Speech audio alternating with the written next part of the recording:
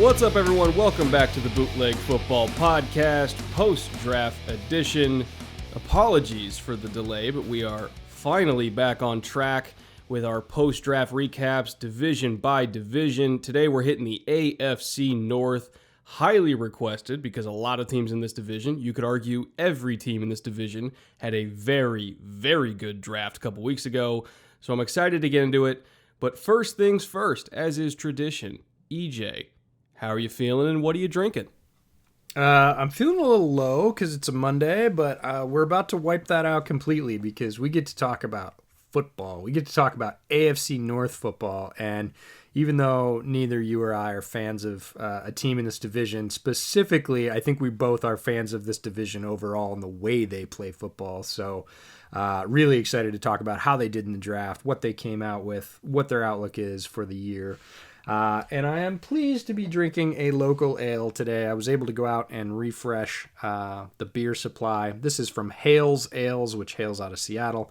It is their Mongoose IPA, a real standard brew for them. Hales has been around since 1983. I love going up to their brewery and tap house in Seattle. Really happy to be able to get a hold of a couple of their beers and crack one open for the podcast. So I'll do that right now. But what are you drinking? I will say, I've actually had that before. I had that the same day that I went to a McMenamins when I was up there a couple years ago because I wanted to try kind of a local, as many local brews as I could. I know Seattle's kind of a mecca for that. And I actually really like, I'm not normally an IPA guy, but I really like it. It's not kind of overwhelmingly hoppy like a lot of IPAs are. Like they balance it really well.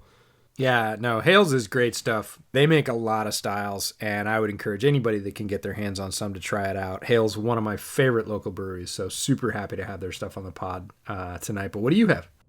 I have the opposite of a microbrew. I have one of the most well-known and widely distributed single malt scotches in the world in my hand, and that is the Macallan 12, which I know a lot of people say, Brett, you should be drinking the craft distillery stuff that you got from Virginia Distillery Company. And yes, I do love that. But at the same time, my brother just got me this bottle this weekend for my birthday, so I wanted to pay tribute and a thank you to him for bestowing upon the Macallan in my life. I haven't had a Macallan in a while, but I am a fan of sherried Highland single malt scotches. It's not as sherried as that Kirkland one that I had a little while back on the show, mainly because that one's a 22 year, so it's in the barrel forever. This one's only a 12, so it's not quite as fruity, but it's still just ultra smooth, velvety. You get a little bit of hint of kind of like a ginger spice from the barrel. It kind of vanilla-y, again, not as dark as that 22 year Space Side that I had a couple weeks back, but still, I mean, Macallan is high quality, and that's why everybody loves it and everybody knows it. So yeah, I'm kind of having that rock me to sleep tonight. But I do want to start out on an equally high note. This was a team that I talked about heavily on the YouTube channel. I mean, you praised them repeatedly over and over when we did our big draft live stream a couple weeks back, and that's the Cleveland Browns. And I just want to list off all their picks here because it is as impressive a class as anyone in the whole league. So listen to this. First round, they got Jedrick Wills, tackle out of Alabama. Round 2, Grant Delpit, free safety out of LSU.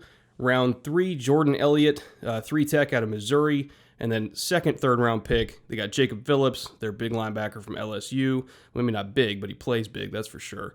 Round 4, Harrison Bryant, one of our favorite tight ends out of Florida Atlantic.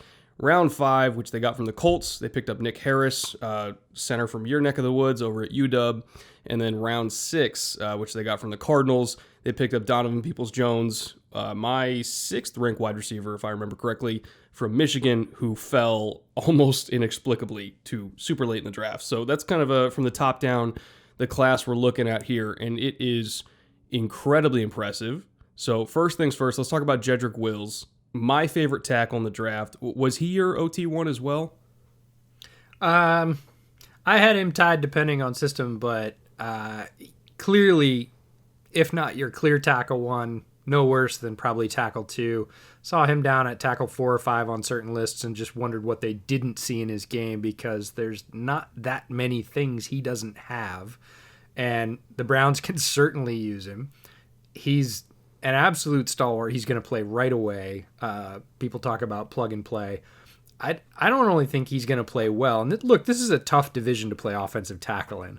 They're not short on pass rushers in this division, and they're certainly not short on physical football. And Jedrick Wills is, I think, I don't want to say uniquely prepared to deal with both, but well prepared to deal with both. Man. Yeah, he's a tough hombre. This is not a wilting flower. You don't in the AFC North pick up, folks that don't play big, strong, big boy football. And Wills is really, really capable of that. He can brawl if he needs to, and he's going to need to in the division. I think he's a great fit, and you'd identified him actually a couple of weeks before when you did your, detailed study. I remember you texted me and saying, man, if somehow he possibly falls to Cleveland, because a lot of people didn't think he would, if you look at the sort of mock draft consensus, it was pretty likely that maybe even the Giants were going to pick him up at 4. There's a couple other teams that could have jumped in there, and people could have traded up as well. But you said if he makes it to pick 10, and I don't think he will, but if he does, he is perfect for what Kevin Stefanski wants to do with the Browns. Like, Kevin Stefanski's favorite play is Jedrick Wills' best play. And here we go. We get to the draft. Pick 10. Jedrick Wills is there. It's just a knockdown, perfect fit, high draft pick. Fits team, fits scheme. The player has very few holes. Just a great, great pick. Yeah, like you mentioned, Stefanski's going to base his offense on I'm running outside zone lead, to the left hand and have Baker kind of boot out to the right because we know how deadly Baker is when he's rolling to his right. So we're going to try to run left as much as humanly possible. And Wills is going to be playing left tackle for them because they got Conklin at right tackle. And he is a mean, nasty, physical, and disciplined run blocker, especially in the zone game. And so if you want to establish the run to the left so that you can boot Baker out to the right where he's comfortable, he is absolutely perfect. And what's ironic is they were so confident that he was their guy that they told him before the draft. I asked my buddy about it over there. They told him and his agent before the draft, look, if you're there, we're going to take you. But they didn't think he was going to be there, so they felt comfortable telling him that. Never in their wildest imagination did they think that was actually going to come true. Next thing you know, without even having to give up assets, he's sitting there at 10. And, it's a run the card in kind of situation. They had nobody else on their board that they would have taken above him. Nobody. He was their top player in terms of fit and talent and everything. It's a dream scenario that he was there. So I know that they're excited they got him. I know that Jed's excited to be there. He can't wait to go against all of the great pass rushers they have in that division.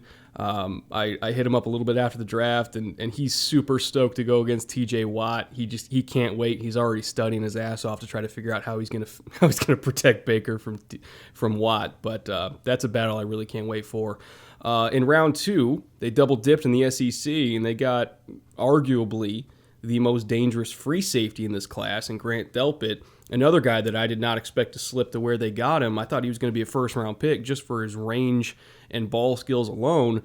I know there's a little bit of a tackling issue, but you and I have watched Eddie Jackson as much as anybody, and I remember that Eddie wasn't exactly a great tackler coming out of Alabama either, but he had range and he had ball skills, and he at least had a willingness to tackle, even if he wasn't very good at it in college. I kind of see Delpit the same way, where does he take great angles? No, but at least he tries. And as long as he can generate a bunch of turnovers on the back end with his range and ball skills and man coverage ability in the slot, I'm kind of okay with it. Yeah, Delpit's really like an air superiority fighter in the back end at safety. He almost plays safety like you'd want your top corner, your top boundary corner to play. He is such an athletic, rangy sort of shutdown player against the pass, and that's incredibly valuable in today's NFL. You have to have a multitude of those players. You have to have 3, 4, sometimes even 5 of those players sprinkled in throughout your secondary. Gone are the days when you can have that safety you can hide against the pass, because you're going to see 4 receivers. You might not see 4 wide receivers, but you're going to see a move tight end who moves just like a wide receiver. You're going to see running backs coming out of the backfield that might be his responsibility that move just as well, or maybe even a little better than some wide receivers. So you always have to be ready for the pass in the modern NFL. And Grant Delpit, arguably one of the best safeties in this class at countering that. So he had great value. Tackling was certainly an issue. I think the Jackson comparison is viable. I think Jackson was a better tackler. But you're right, Delpit is not a lack of willingness. And a lack of willingness, I think, is harder to instill. It reminds me of the old Bill Parcells quote, right? If they don't bite when they're puppies, they're not going to bite when they're dogs. Delpit's willing to bite. One of the best football quotes of all time, by the way. Yeah, no, Delpit's willing to bite. He's just not particularly good at it, especially when he's sort of coming forward to fill. Now, he can make slashing plays against wide zone run schemes, right, where he dives in and blows up a guy's legs. He has highlights that way. It's not that he can't tackle or that he won't. It's that occasionally he really gets crossed up and looks bad. And that's, you mentioned angles. Or just technique. When he's breaking down on a guy in space, it doesn't always end well for him. Now, if he's mirroring a guy in phase, he gets that guy down. It's not like he's tissue paper back there. But maybe the tackling thing was overblown. Maybe more folks didn't feel that he was a scheme fit because of that lacking in his game. Or maybe they just didn't have him rated as highly as some other safeties that went before him. 44 is not exactly low air in terms of the draft. It's a little lower than a lot of people had him pegged as a first rounder. I don't think that should be any disappointment, and not certainly for Browns fans. They get a very good player against the primary weapon in NFL offenses, which is the pass, and I think Delpit could be a long-term starter for him. Are you thinking the same thing that I am, that they put Carl Joseph down in the box at strong safety and have him be full-time free safety with Andrew Sendejo maybe coming in as like a dime safety hybrid linebacker? Gee, you think? Kind of guy? If I tell you could have Grant Delpit or Carl Joseph against most receivers in the NFL, which one are you picking? Yeah, probably Grant Delpit. Right, and this is coming from a huge Carl Joseph fan coming out in the draft. Like, I think Joseph is a better two-way player than a lot of people give him credit for, but he is more effective down around the line. He's an extremely physical player. He's great in short zone coverage, tight ends, little running back flares. He can play a little bit of slot as well, but against super quick slot players, he's going to struggle a little bit. So Delpit has that very fluid range. He's got more length than Joseph does as well. And quite frankly, I think Carl Joseph near the line is a win for the Browns as well. So, yeah, I think that's a solid pairing that gives you a bunch of options. And, the Sendejo addition gives you that sort of third safety look, which, quite frankly, they play a lot at Alabama. We talked about Alabama with Jedrick Wills. Like, they play three safeties for the majority of the game, and that look is creeping into the NFL more and more. Keeping it with the defense, Jordan Elliott from Mizzou, when you were down at my house and we were having that 4-day film binge, on our 8-hour period where we were just ripping through defensive tackles, Elliott was one of the guys we watched, and he's somebody that on first viewing we were kind of like, I don't know, and then as we kind of watched and second and third time we maybe warmed up to him a little bit, but I don't think either one of us ever bought this Jordan Elliott in the late first round talk. I personally thought he was going to go in the third round, and then he went in the third round. So I think the value was fine. In terms of role, I'm not sure if he's going to get on the field over Larry Ogunjobi or Sheldon Richardson, or obviously Andrew Billings. He's probably going to be stuck in a rotational role, at least for this year. Do you see him ever becoming a starter, or is he purely going to be one of those rotational guys you bring in for 20, 30 snaps of fire, a brimstone, and that's it?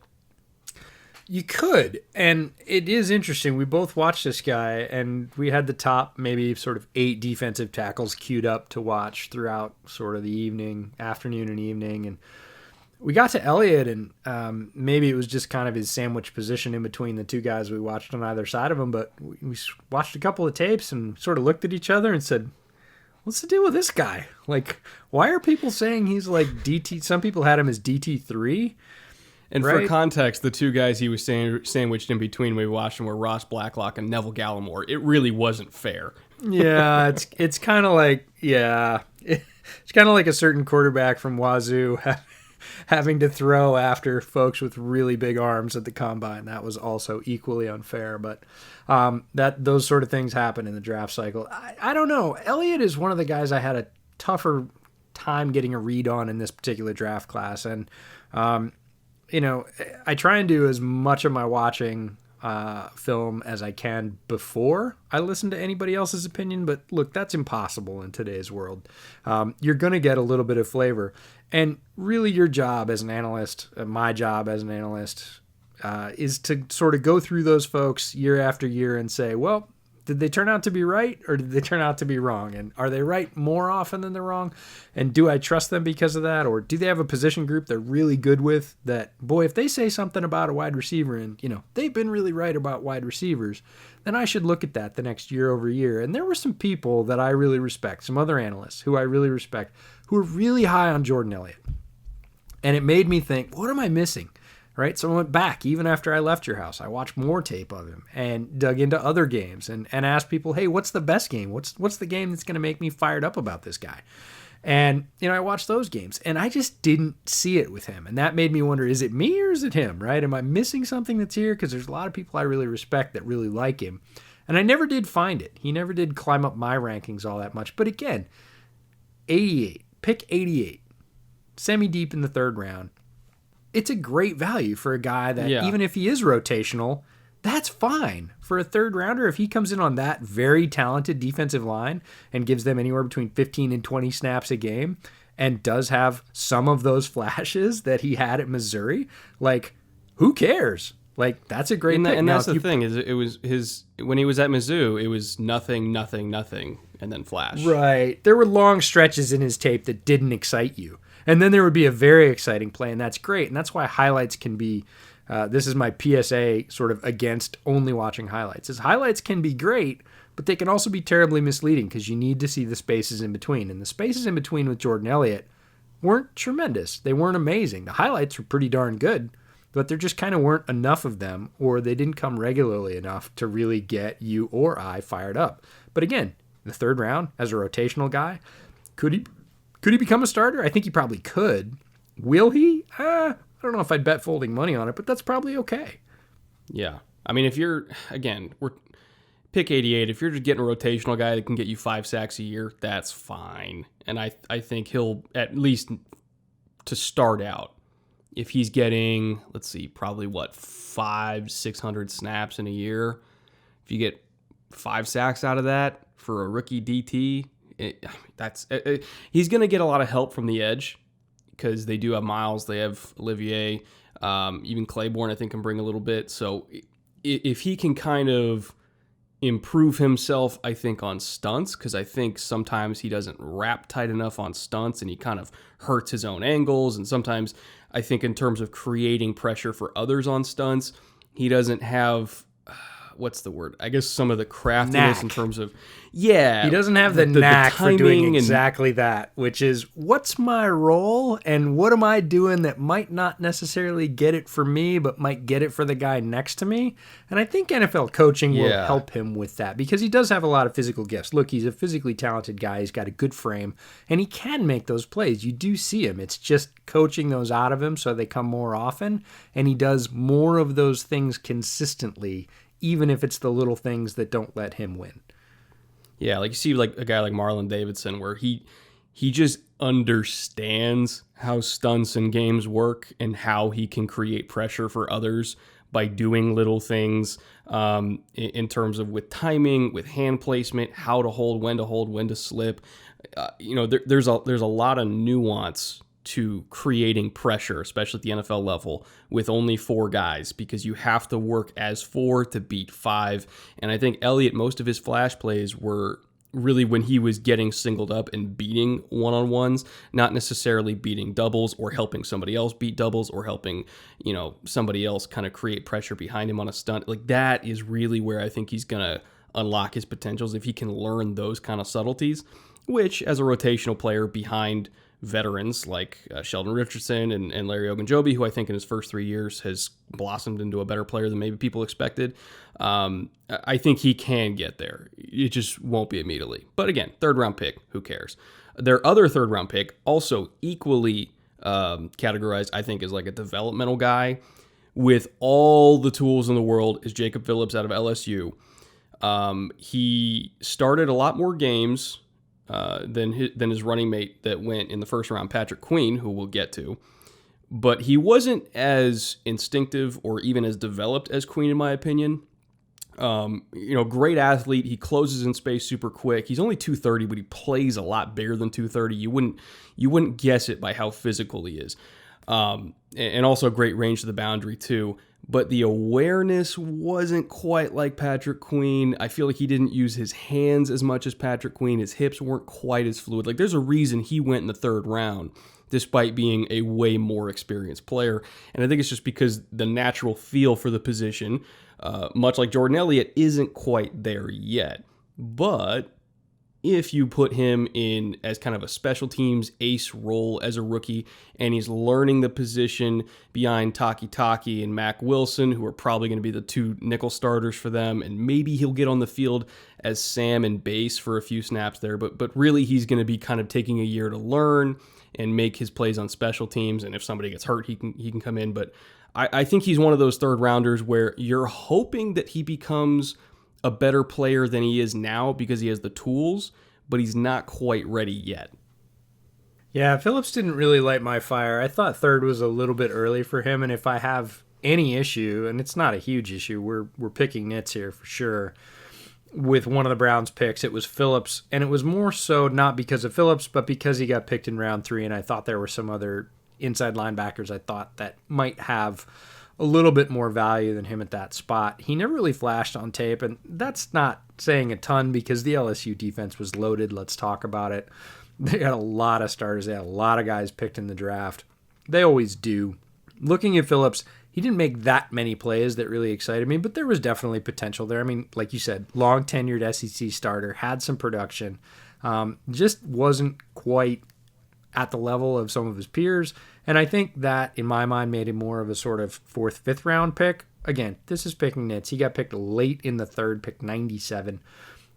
Again, if he develops, especially if he develops in the roles you're talking about, which I agree with, special teams, the ability to come in and sub, make a flash play here and there, that's how he's going to learn. If you get anything out of him, that's great. Is it the best value out of a 3rd round pick? You could argue it is, it isn't. I'm not going to kill him for it because the rest of the draft was so strong. And if they turn out to be right, hey, awesome.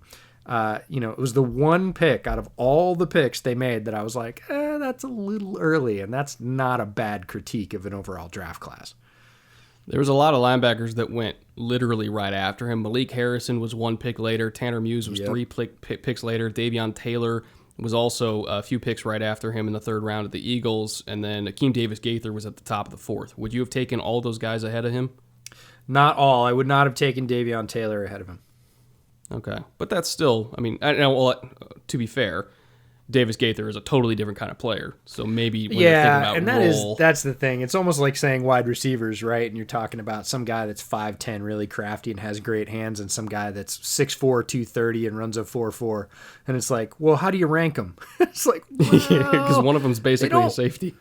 Right. They don't really play the same position. I mean, it's the label, but you're not going to ask those two guys to do the same thing on the field. And it's the same way between, I think, Phillips and Akeem Davis-Gaither. They're going to have a very different role. So, but even still, I had Akeem Davis-Gaither if we have to do rankings above Jacob Phillips. Jacob Phillips just really didn't light it up for me. I didn't think he was really necessarily bad, but I thought there were quite a few good inside linebackers in this draft. We're going to get to talk about several of them as we go down the roles here. But Phillips was just not a guy that kind of caught my eye or made me go, ooh, there's a lot to work with there. There's definitely tools, but there's a lot of guys in the SEC with tools, and he didn't really light it up for me. I hope he hits it off in for Cleveland. That'd be great, but yeah, was the one pick that I kind of went, meh, okay. Like, yeah, I wouldn't have done that there. I would have done it a little bit later. It's not that I disliked him, just value-wise, not the strongest pick. Well, I know the pick that did light your fire was the one in the 4th round at 115. About 18 spots later, and that's Harrison Bryant, tight end out of Florida Atlantic. One of our favorite tight ends in this class, probably top 3 for both of us, I would imagine. To get him in the 4th round, especially when looking at some of the guys that went ahead of him, I thought that was one of their best picks, honestly, in the whole draft, was getting him that late. Yeah, the team I root for, the Bears, needed a tight end. They picked one up high with Cole Kmet. I think Cole Kmet's a good player. If you look at Cole Kmet and Harrison Bryant and the difference between the two, I don't think there's a huge difference between the two, but there's a big difference between pick 43 overall and pick 115. I thought the Bears could have waited, especially. You never can tell when guys are going to go off the board. And once one pick is made, the sort of house of cards falls very differently for the rest of the draft. That's what makes it so fascinating. But it turned out that there were a bunch of tight ends available in the fourth round. And before people say, oh, the Bears didn't have a fourth round pick, I know, but they managed to trade up back into the fifth and get players they wanted to. So they could have done the same thing in the fourth if they wanted a tight end. Harrison Bryant, regardless of that, great two-way tight end. We got to see him down at the Senior Bowl. Very strong competitor. Tough is what I have in my notes. He's a good, solid two-way tight end. He's a little bit faster than you might think. He's a very good receiver, but he is also a tight end that will stay in and block, and he can do it pretty well, but he will take the hit. He will stand in against the oncoming pass rusher. He is tough as nails, and love the way he played both ways, both in blocking and receiving. Thought he was a really good value. There was talk of him going as high at one point as the second round. To get him down in the fourth at 115 gives them, I don't know, is it the strongest tight end rotation in the league? Well, I mean, they got Njoku. They got Austin Hooper, who they just signed. I personally think they drafted Bryant because Njoku, I think, only has 1 year left on his deal, and I don't think they're picking up his option. I think they did pick up his option, actually. Did they? Okay. And that was surprising, given that they drafted a tight end. But Andrew Berry, their GM, said, we're going to do that, and they did. And it was interesting, but come on, that's got to be one of the strongest tight end rooms in the league. I mean, Chicago spends the most on tight ends in the league. They have the number one payroll. But in terms of talent, like Njoku, Hooper, and Harrison Bryant in your tight end room, that's an embarrassment of riches, man. I'd run some 3 tight end sets if I was them. Well, look at who their coach is. Kevin Stefanski. Right. They're going to be doing it. They're going to be in 12 personnel all year long. You know, you're going to have Odell and Jarvis out there. And if they have to go into 11, they can kind of take your pick between Higgins and Taywan Taylor and Peoples-Jones, who we both like, but he's realistically not going to get on the field that much because they're going to be in 12 personnel. They're going to be in 21 personnel. Like that was, they got Andy Janovich from Denver as well. And one of their top priorities when Kevin got there was we need to get a fullback. We're going to be running all the time. Yeah, they did that really quickly too. Really quick. That was the first. Like they went to the Senior Bowl because they wanted to look at who was there. They wanted to kind of get a feel for who was going to be in this draft class. You know, some people were thinking, okay, maybe they'll go for Josiah DeGuara, who ended up ironically going to Green Bay to play in a very similar system as we talked about last week. You know, maybe Bronson Rechsteiner was a name that you and I tossed around, who we will get to a little bit later in this show. Shewu Aliniulua from TCU was kind of a fullback convert people tossed around, and they're like, nope, we're going to go get Janovich, somebody who we know works, somebody who's been in the pros and has demonstrated that he can play this role we want him to do, which is playing essentially the Kyle Juszczyk role, who's going to be a great blocker. You're going to get him involved in the pass game, and that's what their offense is going to be. It's going to be 21 personnel. It's going to be 12 personnel, 22 personnel. We're running the ball down your throats. We're taking shots to Odell off play action. If it's 3rd and 5, we need to go into 11. We've got Jarvis. We've got Higgins. You know, realistically speaking, we're not going to see a big stat line for Harrison Bryant, but every single catch that he makes out of these personnel groupings, I think is going to be a big one because of the nature of the system, how much play action they use, how good he is after the catch. We're going to see him get free on deep overs off play action. We're going to see them throw some tight end screens to him. He's going to be involved as a true Y in blocking because I think he's a better blocker than Njoku is. And that's not really Hooper's game either. Like he's going to be on the field, and every play he makes will be impactful. But don't let the box score fool you. He's going to be an important part of this team, even if the numbers aren't quite spectacular. Yeah, he's a fun player to watch. I think he landed in an excellent spot, and people might say, well, how can you say that? He's got 2 really talented veterans in front of him. His path to playing time is exactly what we just described, right? Most teams are not going to use their 3rd tight end a ton. The Browns are going to be an exception, so good for him. Happy for his landing spot. Really excited to see what he's going to do. Definitely a player I'm going to be happy to follow, even though he didn't end up on my team, because he's very talented, and I think he's going to be a really good fit with what they want to do. He certainly displayed most of those skills in college. So, yeah, happy with that landing spot. Happy with the value. Really solid pick. I'm going to let you wax poetic a little bit about your guy, Nick Harris. Oh, this is my hand over my heart for Nick Harris.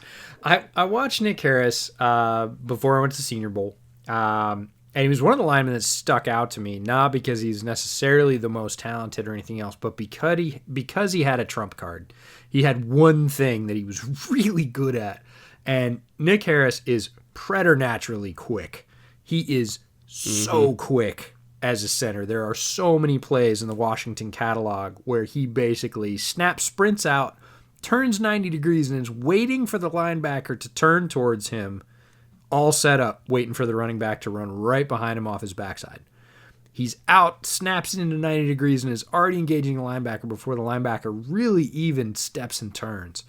And you don't see that very often. In fact, he's so quick that he gets to the third level. Centers that can get to the second level, the linebacker level, regularly are considered really quick, fleet of foot, right? There's a bunch of plays watching Washington where Harris touches the linebacker as he goes by, just kind of gives him the offhand punch and wipes out the safety, right? Gets to the third level. And that's rare. That's just not something you see. And the more I watch him, the more I thought, wow. And the thing I couldn't shake out of my head, and they're not the same player, I'm not saying they're the same player, is undersized, very tough, scrappy center that's super quick coming out of UW. Oh, I know where you're going. I bet you do. And that's Olin Kreutz, right? I had the pleasure of watching Olin Kreutz play for the Bears for a very long time. And they're not terribly different players. They are different. I would say Harris is even a little bit quicker than Olin was. I'd say not Olin as strong, but Olin was a better anchor, right? If you've got to give them their own trump cards, Olin was just a very tough nut to crack in the middle of that Bears line. Harris has got it. If Harris has a weakness, or the reason he went down in the 5th round, is that he doesn't have that drop bottom anchor. He's not Lloyd Cushenberry, and we did see him get pushed around a little bit at the Senior Bowl. He had up and down reps, but again, you get him into a system where that quickness is going to be valued. He's probably going to be a backup to start, and watch him get out, especially in the preseason. Watch him get out and seal the second level. And I mean completely. Not like push and shove and kind of trying to move the guy. Like stand in front of him, elbows out, and seal the second level. And he does it over and over and over again. So really enjoy Nick Harris. Hoping that he gets into that, pro nutrition and conditioning program, can add a little bit of sort of upper body torque strength and really start to anchor. Because look, he's got some serious dirt eaters to go against in the middle of AFC North defensive lines. He's gonna have to anchor. If he doesn't anchor, he's not gonna play well in that division. And it's not that he can't, he needs to get better at it. But if he does, boy, he's a fun player to watch. And here's my thing with him. People are gonna say, Hayward is going to eat his lunch. Williams is going to eat his lunch. DJ Reader is going to destroy him. He's going to completely crush the pocket. Yeah, duh. He's not that strong. But here's the thing. Most of Cleveland's passes are going to be off play action. It's going to be bootlegs. They're not going to be pushing him into the pocket. They're going to be trying to beat him front side on a reach block for a run that's not actually happening. If there's one system that I think can kind of protect him from his anchor issues, it's this one, because a lot of their long developing passing plays are going to be off bootlegs where he's not going to be pushed into the backfield. Like, he's going to be okay in this system. He's not, if he was in Kansas City where, hey, we're running empty protection, you've got to pick up a nose or you got to pick up a 3 technique all by yourself on a slide. Like, that's one thing. He'd get completely demolished. In this specific system, he is perfect. Perfect fit. Can he get stronger? Yes. Will he be as exposed in Cleveland as he would in other places? Absolutely not. So I'm really in lockstep with you on that one. I think he fell because there's legitimate concerns about his anchor, but that's not going to be a huge deal in Cleveland just because of the nature of their offense. We mentioned it a little bit earlier. The last pick they had, they only picked, 7 players total. Their last pick was in the 6th round. It was Donovan Peoples-Jones, wide receiver from Michigan, who both of us during the draft live stream continuously were like, is this where DPJ goes? Is this where DPJ goes? And that started in probably the 4th round. And they got him all the way at 187 in the 6th. Immensely talented guy, ultra explosive. Is he as polished as you would hope for from, the number one receiver recruit in the nation, a 5-star guy?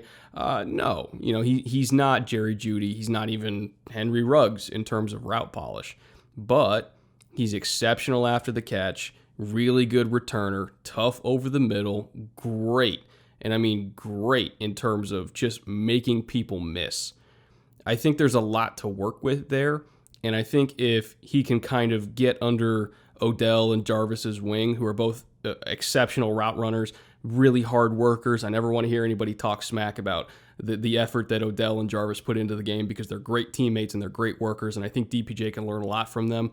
I think he can be a really good third receiver for them, potentially overtaking Higgins and Taylor at some point. Obviously, he's not going to start as their third receiver, but I think he has all the talent to, and I think he will get there eventually.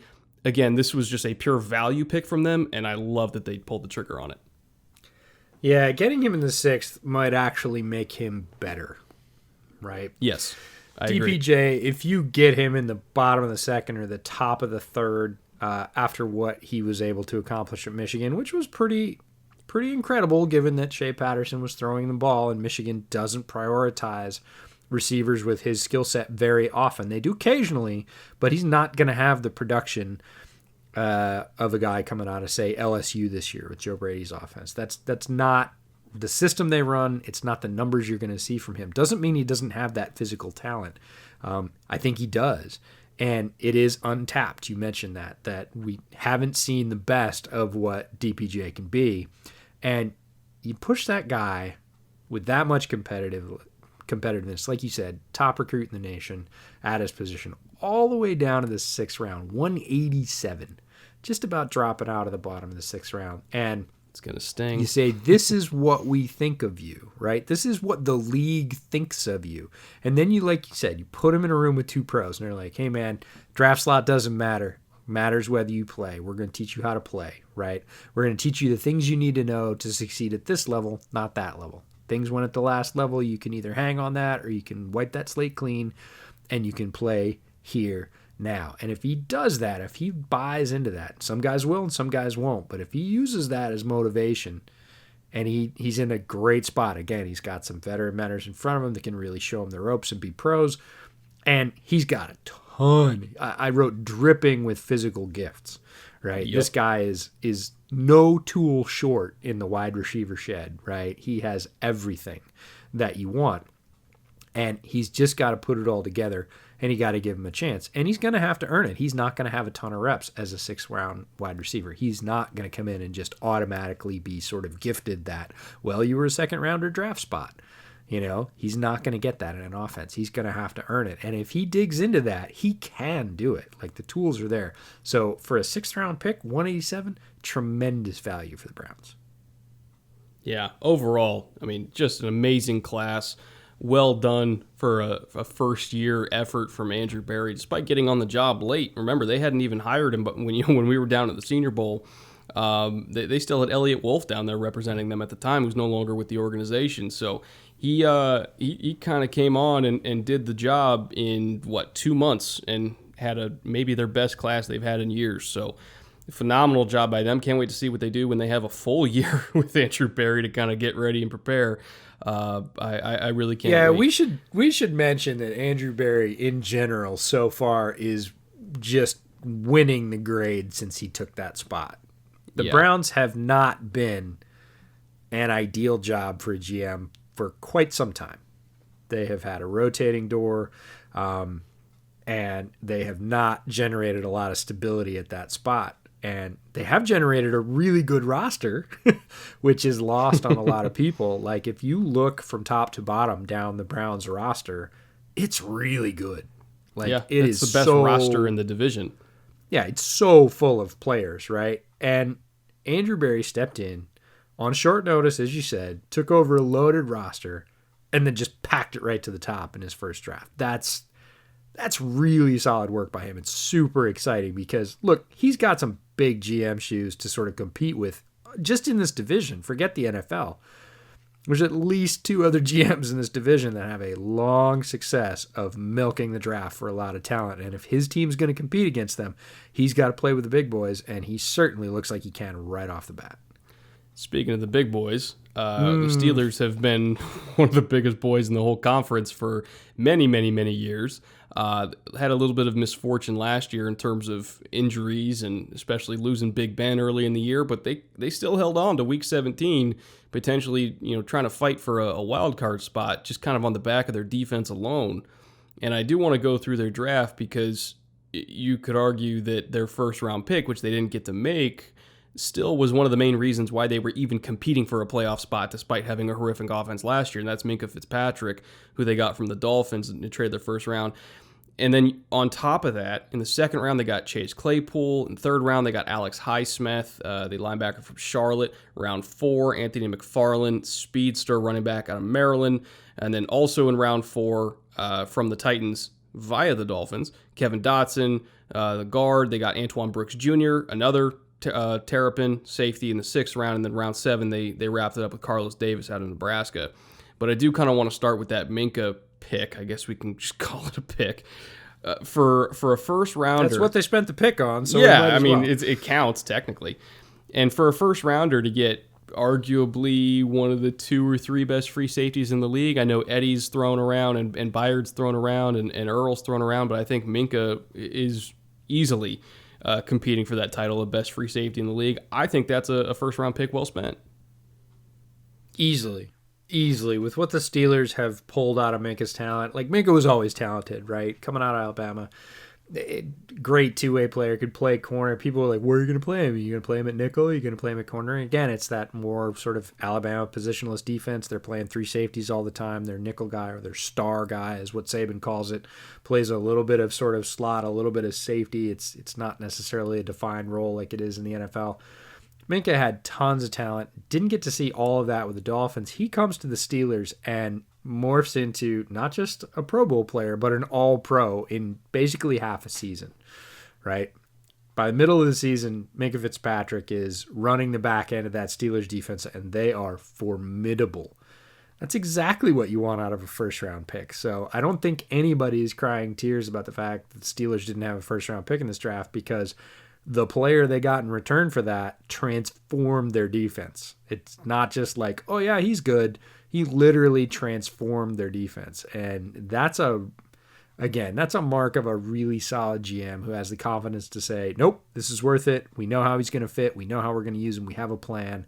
And he shows up and makes it happen as the player and makes the GM look really, really good. I got to see him live last season. I flew out to Pittsburgh. And me and my wife went to the Steelers game against the Rams last season. I think it was like week 9 or somewhere around there.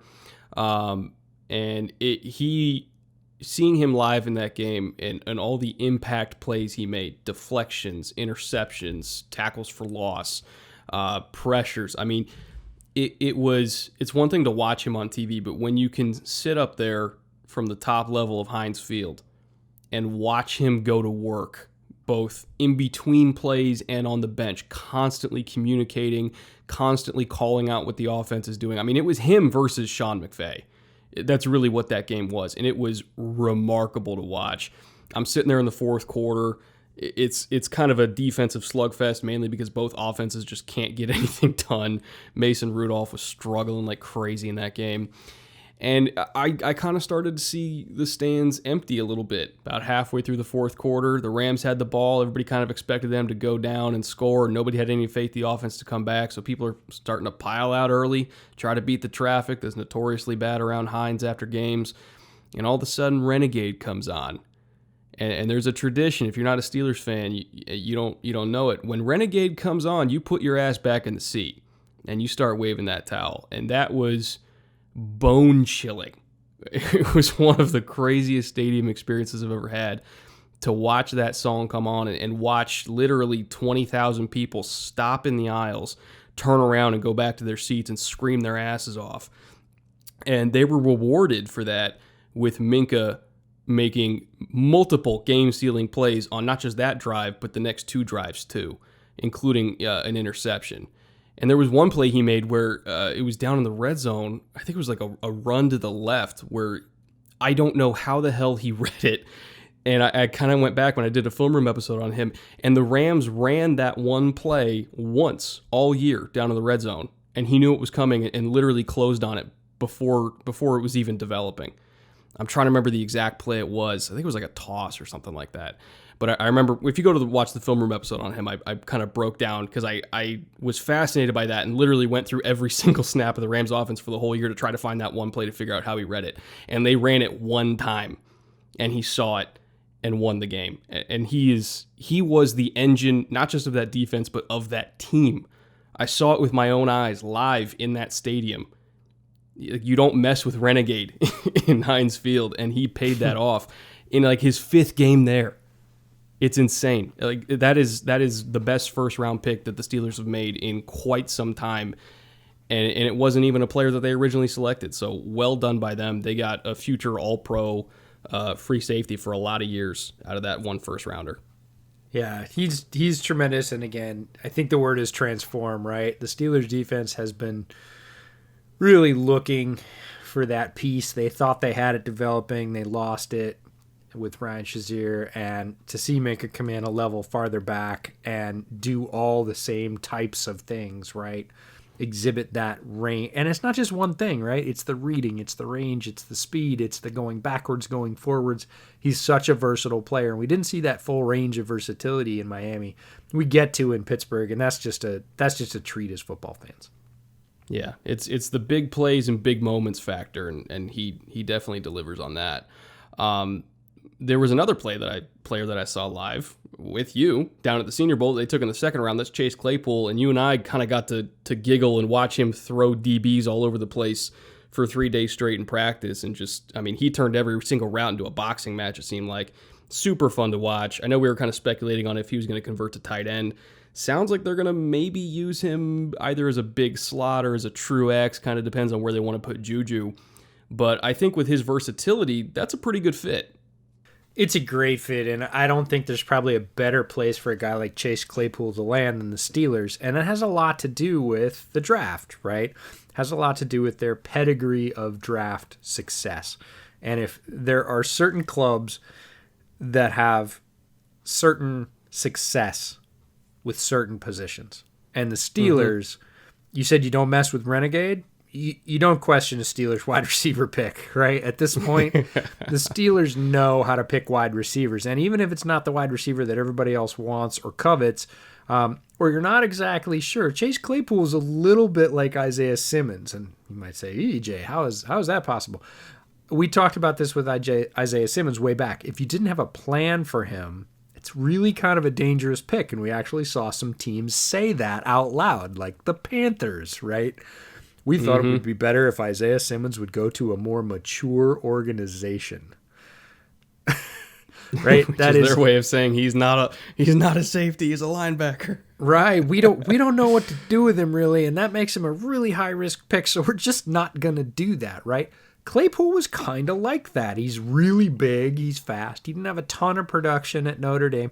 What do you do with him? Is he a big slot? Is he outside? As soon as he went to the combine and ran a blazing time, and everybody compared his height, weight, and speed to one Megatron who used to play for the Lions, that was kind of it for the tight end conversation. You're like, okay, he pretty much ran Calvin Johnson speed. We got to use him like Calvin Johnson, right? Or we're all idiots. And you laugh at that, but there's a lot of NFL people that kind of look around and go, oh my God, I'm the wide receiver coach for X. If we pick Chase Claypool, I have no idea what I'm going to do, right? And that's, he goes to a place where you can pretty much guess that Mike Tomlin and the crew are nodding, got the cigars out there like, we know what to do with him. We got it. We're good. Don't worry about us. We'll be ripping you up with him next year, no matter where we put him, right? Because the Steelers at this point, you just don't question their pick of wide receivers. And Claypool's got all the tools. Like this is not some guy that's a reclamation case. He is a very talented guy. We saw him, like you said, tear up the Senior Bowl. We both kind of looked at each other and went, man, this guy's fast. He's physical. He runs very sharp routes. Got good hands. Like, what's not to like? So the fact that he lands again with Pittsburgh in a place where they really know how to draft and develop wide receivers makes me excited that he's going to reach the top end of his potential, not just the middle.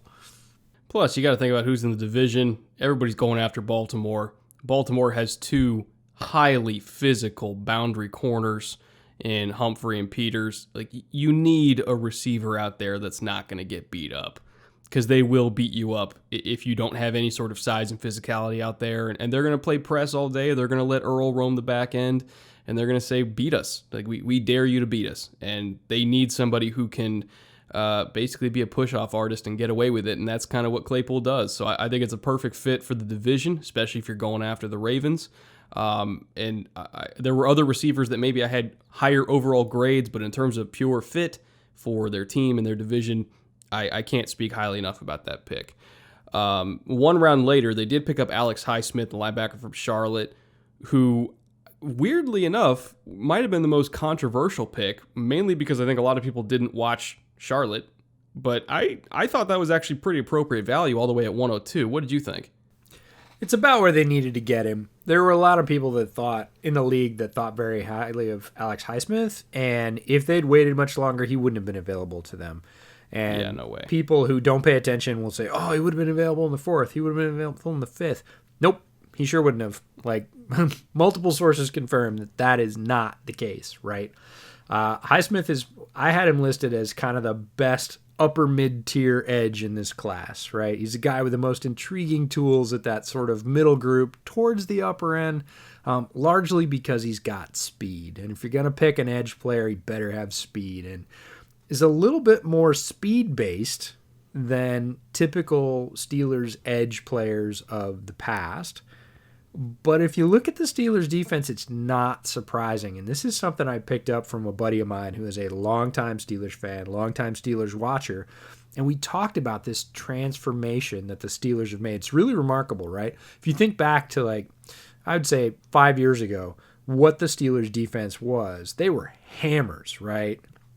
They had big, strong guys up front in those three positions on the defensive line. They had guys that looked like defensive linemen playing their two outside linebacker spots that were incredibly hard, and they were banging away against the Ravens, taking on all the big, heavy Ravens backs that were banging through there. That was their mantra. That was the Steelers' sort of go-to on defense for a long time. And then Mike Tomlin, being a smart coach, and Kevin Colbert being a really smart GM, said, the league's changing. We're gonna get run around, not run through. We're gonna get run around, and they started to change. And the Ryan Shazier pick was sort of not the beginning of that transformation, but a sort of hallmark of that transformation of we're going for a little bit lighter and a lot faster. And the rest of the defense followed suit in Pittsburgh. And over the last 2 years especially, they have transitioned to a speed-based defense because they understood where the league was going and they wanted to get there in time. And when you look at the pick through that lens, Highsmith is sort of a new style that they're trying to integrate to their offense, which is fast. Highsmith, if you haven't watched him, that is his calling card. He has got speed. He's got juice off the edge. Now, he could work on some hand use. He could work on varying that rotation to not just go for the outside edge, but boy, he has that in spades. And look, edges that don't have that rarely succeed, right? If they don't have some burst, either first 10 yards or overall flash speed, they're less likely to succeed, especially out of that middle tier. And Highsmith has that. So don't have an issue with where he was picked. Understand the fit sort of schematically with where Pittsburgh is as a transition in a defense to a more speed-based, range-based defense. And it'll be really interesting to see how they develop him because they don't have a great history of developing those edges, especially not speed edges in their system like they do with wide receiver. Not saying they can't do it, just fascinated to watch how it all plays out. Yeah, it took them a lot of years to finally land on a good duo of Watt and Dupree, and those are probably the only two that have really kind of developed in the last 5-6 years, and they took a lot of swings at that piñata and to finally land on those two that made it. And so Highsmith, I think, is going to be an interesting developmental guy behind Watt and Dupree. Part of the reason why I think he really intrigued them, you watched him do the not the agility drills, but like the fluidity drills at the combine in terms of how do you work in space? Can you drop? Can you open your hips? How fluid are you in terms of changing direction? I think that's really where he looked the best at the combine. You see he ran 4.7, 33-inch vert. Like, those are fine numbers, but he's more explosive and he's faster in pads, so I kind of ignored those numbers. Like, I know what I saw on tape, and he's a lot faster than that. But the fluidity drills at the combine, where you see how quickly he can change direction, that I think is what really they were going after, because, again, you got Lamar Jackson in the division.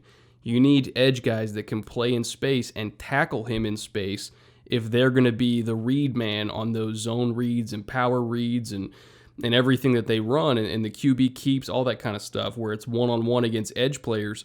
You need guys that can move, and he can move. I'm a big fan of Watt as a pass rusher. He's a good run defender, but in terms of being able to track and change direction with Lamar in space, I don't think that's his comfort level. I really want him going forward more than going backwards. And Dupree, I think, is a little bit more fluid than Watt, but still, I want both of them going forwards rather than backwards. Highsmith is somebody who I think can come in on first down, even though he is, quote-unquote, a speed rusher. But because of his fluidity, I think you can drop him a little bit more. I think you can use him to contain Lamar out the back door a little bit more on early downs, and then bring in Watt or Dupree on third down at full juice and just let him go hunt. So I think that's the role that he's going to carve out for himself, at least early in his career, while he develops as a pass rusher. I can't remember how many years Dupree has left on his contract, but I mean, he's a lot better player now than he was early in his career, so I wouldn't be surprised if they keep him and just kind of roll three deep with these dudes. But again, that's a value pick that they get in the third round specifically to stop what the Ravens do, and I think it was a great pick by them. You're right, he would not have lasted until the fourth round. There's no way he would have been there at pick 124. And speaking of pick 124, because I think you and I were maybe a little split on this one, Anthony McFarland from Maryland, to me, is an excellent kind of complement to the bigger backs that they already have in James Conner and Benny Snell. He is pure speed. He's not going to break any tackles like the other guys, or even like Jalen Samuels. Like he is going to be their fourth running back that gets 5 or 6 touches a game. But those 5 or 6 touches on any one of them, he can house call it as a receiver or as a runner. And I think that's going to be his role for them. As a fourth-round pick, if you can get that kind of explosive weapon where, again, he's threatening the edges, he's a good space player, if you can just kind of pop a few long touchdowns out of him that can change a game in one play, I personally am okay with spending a fourth-round pick on that. Yeah, it confused me a little bit. I think your read on McFarland is correct in terms of what he brings and what he doesn't bring as a running back. I think people get... I think people get swayed by the siren song of speed, right? And he has it. He has juice. I remember you watching him and texting me and saying, dude, if you watched him, he's got juice in capital letters, right? And he does. If he gets loose, probably not getting a hold of him, but he doesn't get loose all that often because his reads aren't great. He's not super physical. He's not a between the tackles guy, although Maryland tried to shove him in there a few more times than I would have liked. What I was really surprised by really came about because of insider trading, right? I'm a Bears fan. Last year in the 7th round, the Bears picked a guy named Kerith White out of Florida. Not University of Florida, but Florida Atlantic, I think. And Kerith White was on the Bears practice squad, and the Steelers did that rare thing in midseason where they say, okay, we're going to poach your practice squad player. And the Bears had the right to either match that and keep him on the team, promote him to the 53, or let him go. And they let him go in favor of keeping Ryan Nall, who's a bigger, sort of more fullbacky type out of Oregon State. And Kerith White proceeded to light it up for about 4 or 5 weeks in limited touches playing for the Steelers. And he's a very similar player to McFarland. Mm-hmm. He doesn't have great vision. He's got tremendous speed. He's an excellent returner on special teams, but he is fast. He is 4.3 something fast. Low 4.4 fast. As a running back, that's a lot of juice. And the other thing about Kerith White is he's bigger than McFarland. He's a solid like 205, and he doesn't really look that way on tape, but he's got some juice to him. So I really hoped he'd develop, but he was a 7th-round pick. I wasn't all that sorry about losing him. Sure enough, he goes to the Steelers and lights it up, and of course, Bears Nation goes bananas. Why do we let this guy go? Blah, blah, blah. This is why Ryan Pace sucks. I get it. But I was really surprised that the very next year, after saying, hey, we hit gold with Kerrith White off somebody else's practice squad, and he came in, fit in our system, and gave us some really good splash plays on not that many touches. He gained some chunk yards for them to go out and spend a 4th-round pick on a guy like Anthony McFarland, who, unless they see something sort of more for him, it's almost like cloning a guy you've already got who's only 1 year into his pro career. And even on the short lives of running back, that's fresh. That's brand new. And, a guy like Kerrith White was in a triple rotation, right? He was backing up Devin Singletary. And there was another back they had that was drafted as well. So he's in a 3-back rotation in college. The wear on the tires is pretty light for a guy like Kerrith White. So I was just sort of surprised what they saw in McFarland to go after him in the 4th round. I'm not upset by the pick, but again, if you have a plan to use him and sort of break that speed loose on the outside, get him not very many touches a game, a few touches a game, and hope he breaks one. That's cool. Seemed a little rich to go in the 4th, especially when you got a guy that demonstrated it last year like Kerrith White on your roster. Yeah, I can see why they did it. I totally understand your point about White. In terms of value for the player versus what you already have, I think they really just they saw the juice that he had and the potential to control that contract for 4 years and the explosive plays he can generate for dirt cheap for the next 4 years. I think they were thinking we can't turn down that kind of value for a guy that we don't think we're going to run any sort of tread off his tires, who can come in and give us a really crazy explosive presence to complement the 2 big bangers we've got. I can see why they did it. And again, I had a much higher grade on McFarland than you did, just solely for that reason. It totally demanded the right system and situation, but I think he is in the right system and situation. So I'm really excited to see what he does. Now, their other round 4 pick that they got through multiple trades, it started with Miami and then went to Tennessee and then went to them. I actually did not get to watch Kevin Dotson. Did you? Yep. Yep, you're missing I have no out. thoughts on him. I like Dotson a lot. And when he landed with the Steelers, I was like, oh, he is what I have in my notes from the draft is he is such a Steelers O-line pick. The guy is a bulldozer, plays with great power. Showed up on Robert Hunt's tape. Robert Hunt, his more highly drafted teammate out of Louisiana. Dotson is just a road grader of a guard for Pittsburgh and moves people. And look, Pittsburgh loves that on the interior. Guys that can anchor, have power. He's just built like a truck, man. He is so solid. And I think pretty underrated. So a lot of people, maybe even Steelers fans, saw him get picked in the 4th and were like, oh, never heard of this guy. Like, I was actually pretty pleased. I thought that was pretty solid value for him. Like, when he got to the 5th, he was going to be very solid value. If he got any lower than that, just because of sort of lack of name recognition, he was going to be a steal in the 6th or 7th, right? Going in the 4th, I think, is actually pretty comparable, and largely because of his fit in the Steelers system. Big fan of the pick, if you can't tell. I mean, if you can get a good swing guard just in case DeCastro or Wisniewski go down, I mean, he's not going to start over either of those guys because their offensive line is absolutely freaking loaded. Outside of maybe right tackle is possibly their only real hole, but you're kind of only as good as your worst offensive lineman, so I'll never say no to taking a high upside guard in round 4, which is kind of the sweet spot for interior offensive linemen when you look at it. Now, we had that chat the first day I met you. We were having that chat of like, where's the place to take guards, and 4th round is really that kind of sweet spot for it. So again, I'll never say no to that pick. Now, I did watch Antoine Brooks from Maryland, and I thought he was going to go earlier than the 6th round. I was a big fan of that pick. He's 220 pounds. I mean, just completely rocked up. I know he ran 4.64, which is probably the reason why he fell. But for a clear box safety that can probably come in and play dime linebacker for you, I mean, he's explosive in short areas. Again, not any long speed, but just with his build and his short area quickness, I think he can kind of play that hybrid linebacker safety role for you that they had Mark Barron playing when he was there. And I think he's a perfect fit for that, especially for a 6th-round pick, who most likely is going to be mostly relegated to special teams duty at first. Like, I love that pick for them. Yeah, Brooks is going to bring the boom for them on special teams near the line. That's what he did for Maryland. He's a teammate of Anthony McFarland's there as a Terp. And he's a hitter. My favorite thing about that was watching the combine, watching the DBs work out. And Deion Sanders, who doesn't really do any tape study, that's not Deion's game, right? He's just there to look at him and say what he thinks.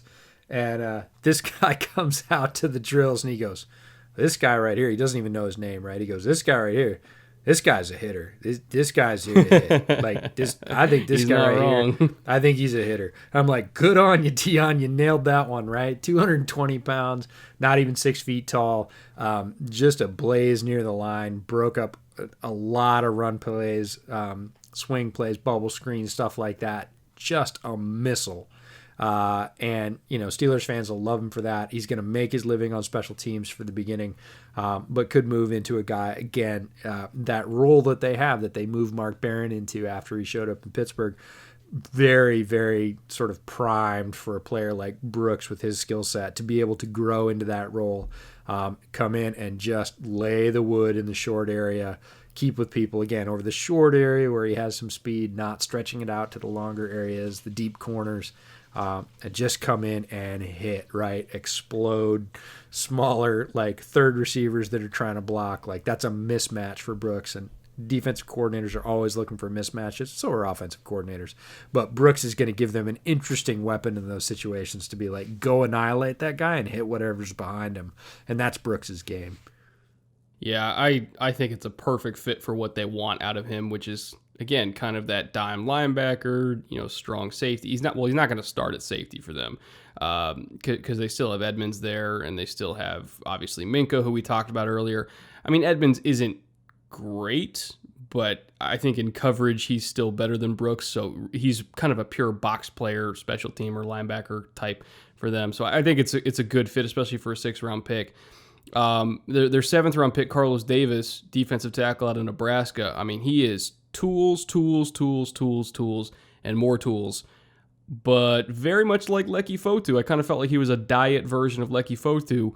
Instincts and length, not really there. Hand usage, not really there. He's kind of a human battering ram at this point. But how many 315-pounders do you know that run 4.8? Not a whole lot. So if you can mold that kind of athlete, get him to use his hands better, get him to recognize blocking schemes better. Again, he's a 7th-round pick, so it's not that big of an investment. But in terms of tools and potential, there's not a whole lot of 7th-round picks that I would take over him. Yeah, Kevin Colbert, the Steelers GM, he has a brand, right? And he's very good at it. And most teams, when you get down in this 6th and 7th-round area, Mike Mack used to say it all the time, you go for the height, weight, speed guy, right? If you're going to play the lottery ticket, you go for tools, right? And most teams think, hey, I'm going to grab that little bit small, super fast running back, or I'm going to grab that, quarterback with a rocket arm and a 2-cent head, or I'm going to grab that wide receiver that's 6'5", but doesn't know his left from his right. Not Kevin Colbert, right? He's going to grab the big, solid rock in the middle that happens to run a lot faster than most big, solid rocks in the middle do. But he believes, I would bet folding money that they strongly believe that they can take what Carlos Davis has and turn him into a Steelers interior defensive lineman. I bet they're very confident in that. And I wouldn't bet against him at this point because, again, maybe the 2nd or 3rd best position in their sort of draft conversion arsenal is that, DT. And Cam Hayward, Stephon Tuitt. I mean, they got a ton of them. Right, and they have for a long time. Like, that has been a hallmark of their program. So if I could say Carlos Davis could go anywhere with his sort of limited, the limits that you placed on him, which I think are pretty accurate, and succeed, Pittsburgh would be in the top 5 for sure. So great landing spot for him, even though it's a 7th-round pick. If he works out, they get another one of those to sort of refill the interior defensive line. If he doesn't, he was a 7th-round pick. Yeah, we're not talking about any sort of risky investment here, but potentially huge payoff. So overall, again, the Minka pick, we're just going to call it a pick, was phenomenal. Love Chase Claypool. Totally see the fit for Alex Highsmith. A little bit split on McFarland, but I think we can both see at least what their intent was. I didn't watch Dodson, but you did, and you love that pick, so I'll take your word for it, because, again, you've watched a lot more of these guys than I have. Brooks, again, we could see the fit, worst case scenario, special teams demon, and Carlos Davis, that classic, late day 3 upside pick. Very solid class, a very Steelers-ish class, and one that I think, assuming Big Ben comes back healthy next year, will put them firmly in competition with Baltimore for the AFC North crown. So again, love what they did. Now, I do want to say that today's show, guys, we have a sponsor. It's our first ever sponsor. Woo-hoo! You guys made it somehow. We got 100,000 downloads in the first 7 weeks of this show. That is unbelievable. And so to kind of pay that off and all your support, we managed to land our first sponsor on the show, and that's the fine folks at Mack Weldon, makers of the most comfortable underwear, socks, shirts, undershirts, hoodies, and sweatpants, and more that you will ever wear. Not only does Mack Weldon's underwear, socks, and shirts look good, they perform well too. It's good for working out, going out on dates, just everyday life. They perform how you want them to perform, and they want you to be comfortable too. So if you don't like your first pair of underwear, you can keep it, and they will still refund you, no questions asked. And to show that Mack Weldon really does value its loyal customers, they've created the Weldon Blue Loyalty Program. And here's how that works. You create an account, which is totally free. Level 1, you place an order for any amount, doesn't even matter, and you will never pay for shipping ever again. Level 2, once you eventually purchase $200 worth of products from Mack Weldon over whatever period of time you want, not only will you continue to receive that free shipping, but you'll also start saving 20% on every order you make for the next year. And that also grants you access to new products before they're released to anyone else, as well as free gifts added to all of your future orders. I've personally already gone over that $200 mark myself, so I get the benefit of that. Luckily for me, I got the Ace hoodie, I got the Ace half zip, and 2 pairs of the Stratus active shorts, because I kind of wanted something that was a little bit shorter than my basketball shorts and a little bit more flexible than my other workout shorts for when I'm doing kicks on the heavy bag in my garage. Anybody that does any sort of Muay Thai knows what I'm talking about. You really don't want any restrictive shorts, so I got those just for that. And EJ, I know that you got a bunch of stuff yourself. What did you get from them?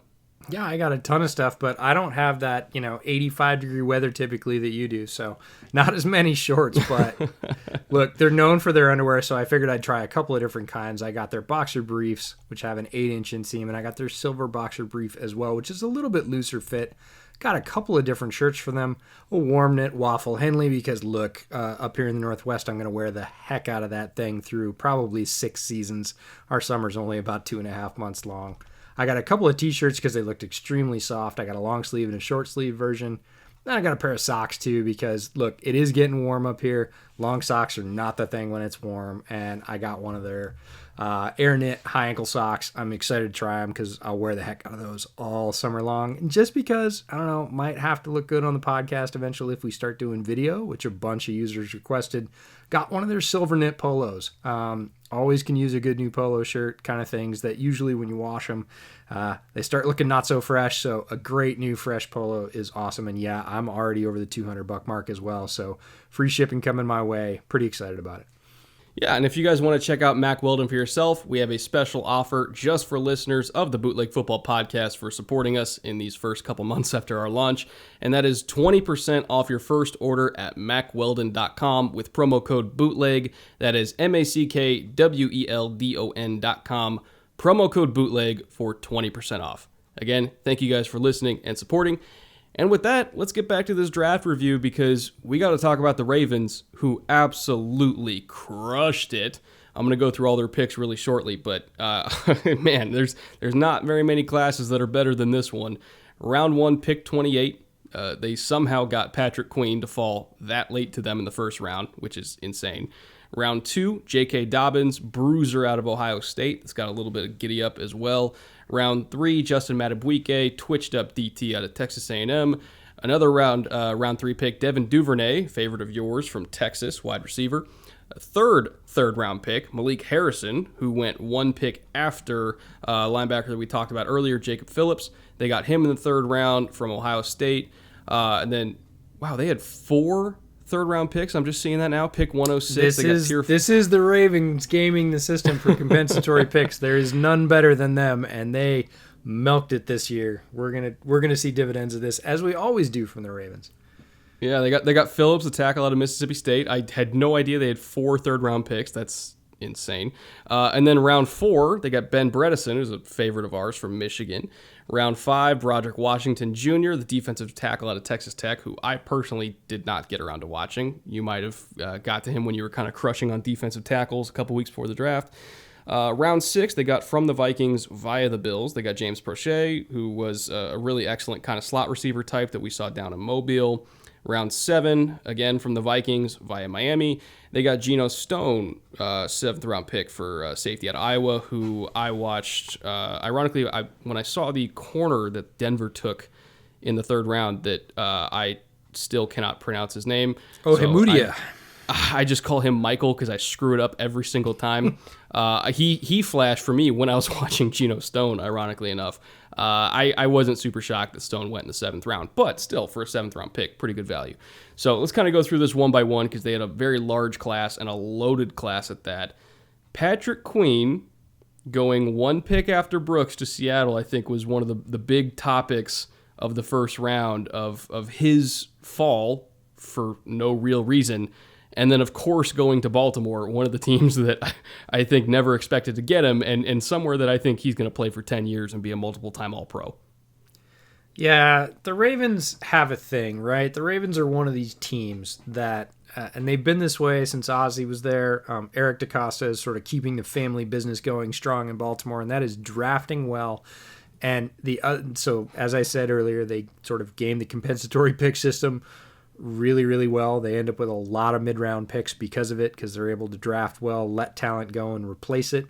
But the other thing they do, well, there's 2 other things they do, I guess, in combination that make them so dangerous. They always just pick football players, and that sounds stupid. Yep. EJ, it's the NFL draft. Of course they pick football players. Yeah, but it's guys who are good at football.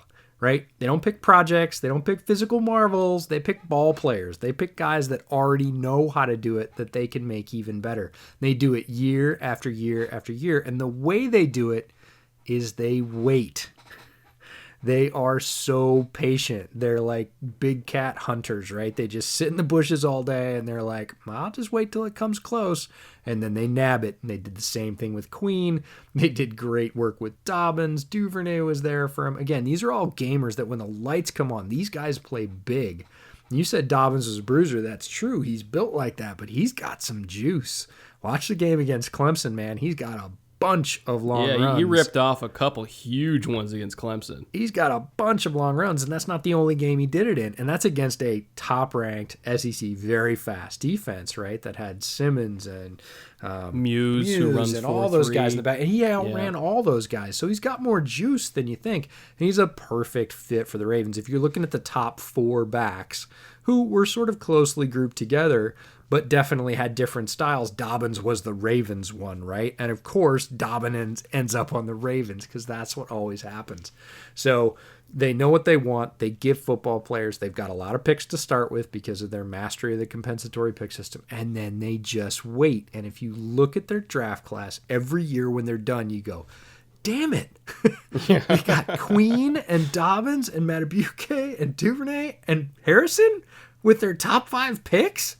Right? Not to mention, we'll talk about some of the guys down low, but like just with their top 5, like those are all good guys, right? I've talked about all those guys. Yeah, that's the Ravens every year, and they did it again this year. So Queen and Brooks are always going to be linked, kind of maybe unfortunately for Brooks. Look, I think Brooks is a good player for Seattle. He definitely got picked high. We heard that another team in this division was actually looking at picking him in a very similar spot. Right? They picked a bunch of other linebackers. That's a pretty interesting thing to come out on a team site. Not often you actually hear that on a team site, but they actually said it. So, Brooks's profile may be a little bit elevated. Was he better than Patrick Queen in my eyes? Nope. Not going to say that. Patrick Queen was one of my top inside linebackers in this draft. Depending on how you count Isaiah Simmons, he was the top linebacker in the draft. And the fact that he goes to a place like the Ravens where they're going to absolutely be able to utilize his gifts and have him sort of match wits against other foes in this division that have plenty of speed. We talked about the Browns roster. It's loaded. Obviously, he's going to be facing off against a bunch of wide receivers from Pittsburgh. Linebacker, wide receiver. Yeah, that happens a lot these days in the NFL. Queen is equipped to handle that, and the Ravens know it, and they got him, and boy, that's just a great fit. The Ravens had some very unique problems to deal with going into this draft, and they were named Joe Mixon and Austin Hooper. The two guys that are notorious for absolutely slicing and dicing linebackers that can't keep up in space. Mixon, I think, is one of the best do-it-all backs, if not the best do-it-all back in the league. You could argue Christian McCaffrey or Alvin Kamara, but you look at what Mixon has had to deal with in front of him and around him, and he's been incredibly impressive to me. I think if you give him a really good offensive line, man, he's going to put up special numbers. He's a phenomenal running back. And the Ravens honestly had nobody who could deal with him. I think now that Cincinnati has way upgraded their offense, we'll get to them in a second, but Mixon's going to be an even bigger problem than ever. And so you need a guy like Queen who can cover him in space, who can run him down on the edges, who when Mixon, when he kind of does that Le'Veon Bell type stop and read and try to bait you into one gap so he can dart in the other, you need a guy who's patient enough that can sit there and just kind of play the waiting game and say, look, wherever you go, I'm going to go, buddy. So pick a hole and let's tango. That's Patrick Queen. He's that kind of patient and explosive and fluid, and he's a perfect anti-Joe Mixon, I'll say. And the same thing for Hooper. Again, with that system in Cleveland, it's a lot of bootlegs. You need an instinctive linebacker that can process, and kind of read the ball, see when it's a fake, and then kind of just slam on the brakes and turn and explode and cover the tight ends that are working back the other way. This division attacks linebackers like very few others do in the NFL, and you need a guy that can compete. And I think Patrick Queen is the perfect linebacker for this division. And then you come back and you get J.K. Dobbins, like you mentioned in the second round, who I think in this specific Ravens run game where we attack the edges with Lamar and we bang inside the tackles with everyone else. That's why they had Gus Edwards. That's why they had Mark Ingram. We need bruisers. But J.K. Dobbins, if he can bang in the middle and then just break one tackle, he's got the juice to pay it off, unlike Edwards and unlike Ingram, who I think at his age is kind of slowing down in terms of long speed as well. Dobbins can break a tackle and pay it off with a touchdown, whereas the others might pay it off with a 30 or 40-yard run. So I think he's going to be an exceptional running back in that system. I think you can also have him work the edges a little bit more than the other guys if you want to spare Lamar from taking a few hits out there. You can run more toss with him. You can run more outside zone with him, and he can actually rip off some big gains. It won't just be all Lamar out there. So he's a little bit more well-rounded than the other guys too. I don't know if he'll get the majority of touches as a rookie because, again, their backfield is loaded, but I think he is going to average the highest yards per carry out of all their running backs. I wouldn't be surprised if he averages 6.5, yards per carry, which is insane. And I think if you're a fantasy player out there, especially a dynasty player, draft J.K. Dobbins over pretty much every other rookie running back in this class because he's going to be hyper productive. Other than Clyde Edwards-Helaire and maybe Jonathan Taylor, there's no other rookie running back in this class that I want more than J.K. Dobbins. He's going to be phenomenal there. And then we kind of get to Justin Madubuike in round 3, which it's interesting. I think you and I might be both in agreement on this one. You can correct me if you're wrong, where the value at pick 71 may be a little bit rich, but in terms of trusting the coaching staff to develop the athlete, I'm all right with it.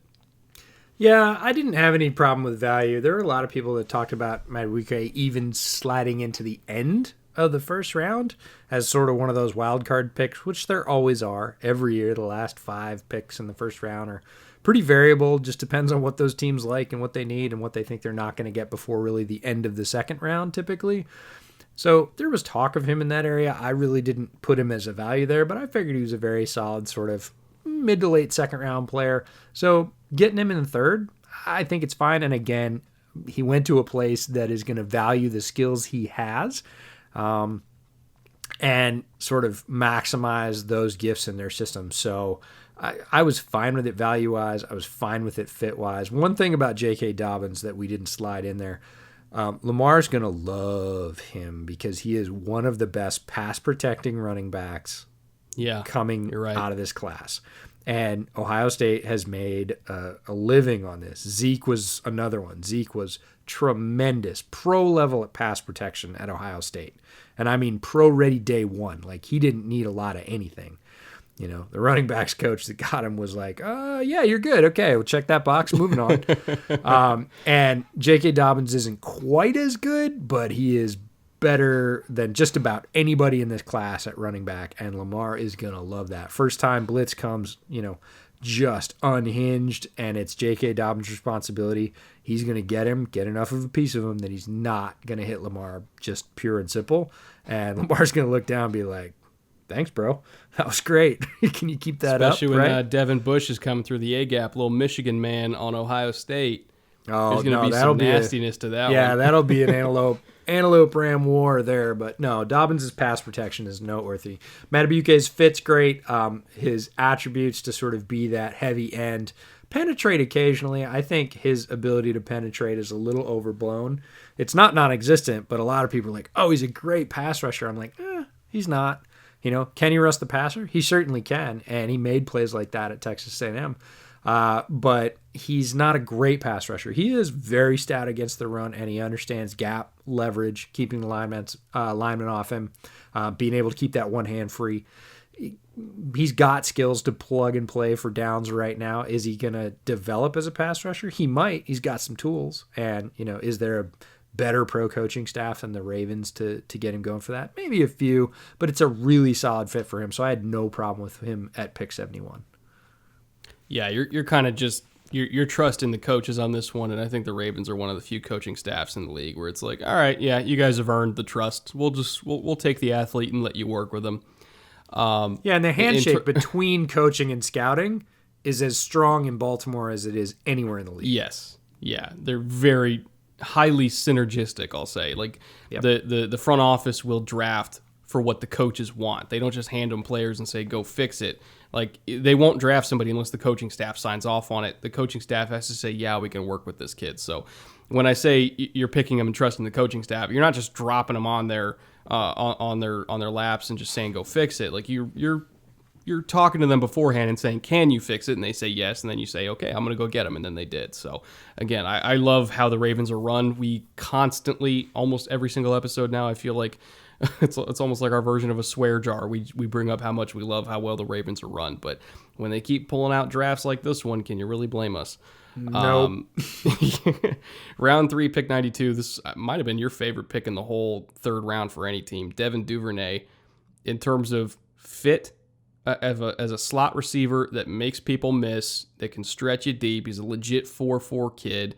As you mentioned, he's a gamer. He won't wow you in practice, but then on Sundays he'll end up with 7 catches for 80 yards, and you say, when the hell did that happen? And you know, he's one of those kids, man, where in a couple of years we're going to look back in the third round and say, well, Baltimore did it again. And I love his fit next to Hollywood, next to Boykin. Like, the young receiving core that they're building there is really something.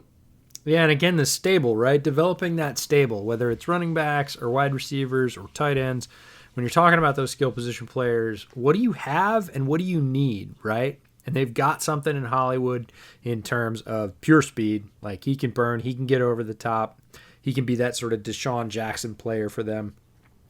And Duvernay fills a very different role. It takes me back to what DJ and Bucky said from the Move Sticks podcast about shooters versus scorers, and they were really talking about that in the context of quarterbacks. Now, it's a basketball analogy. Classically, NBA teams were looking for shooters, right? Guys that could stand back and stroke it.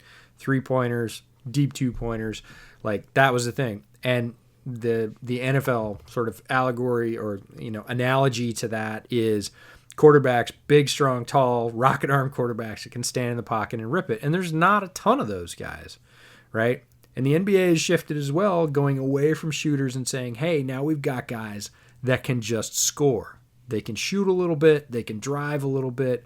They can dunk if they need to. They can change up hands, get points for other guys. Is it shooters or scorers, right? Is it just that classic do it one way, or is it find a way and make points? And Duvernay is a scorer at wide receiver if I've ever seen one. He's not a classic shooter, right? Run down the boundary, jump up, high point the ball, big ooh from the crowd. He's going to do those little inside slants that turn into 50-yard gains because he's a tough guy. He is not just a track star. He is a football player. Let's get real serious about that. Like, he has track speed and he is a great track athlete. He is not a track star with football pads on. He is a football player who happens to be really fast. But again, in practice, Senior Bowl didn't have the greatest practices, but guess what happened at the Senior Bowl when the game happened, right?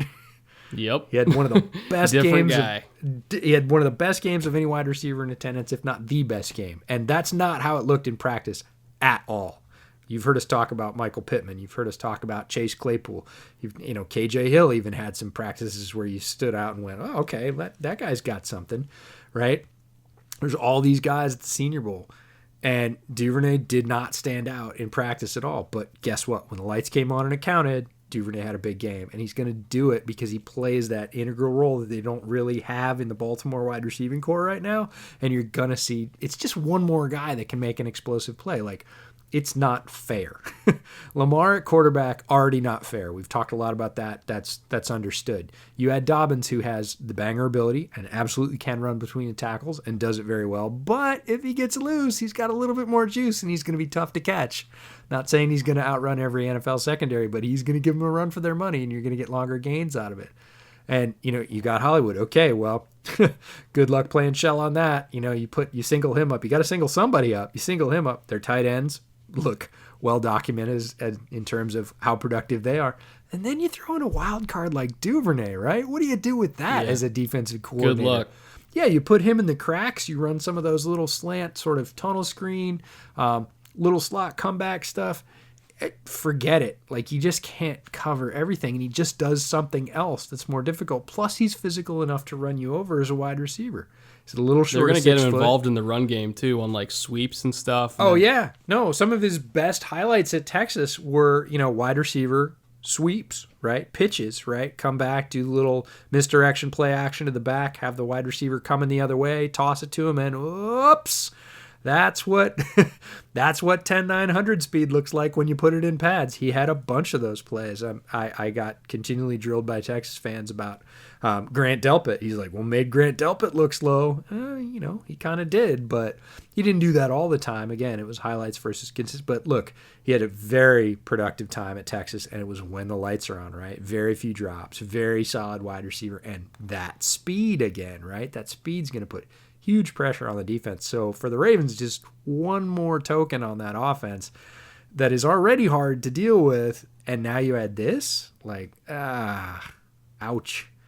And I talked a little bit earlier about how the Steelers were building, with Chase Claypool, how they were building for the Ravens defense. Well, the Ravens defense was building for the Steelers offense too, because they drafted a 240-pound banger late in the third round of Malik Harrison to deal with James Conner and Benny Snell. And I think it is a perfect complement to Patrick Queen, who's a lot faster and more fluid, to get a true Mike linebacker like Harrison that can just absolutely destroy the run game between the tackles and let Patrick deal with everything else.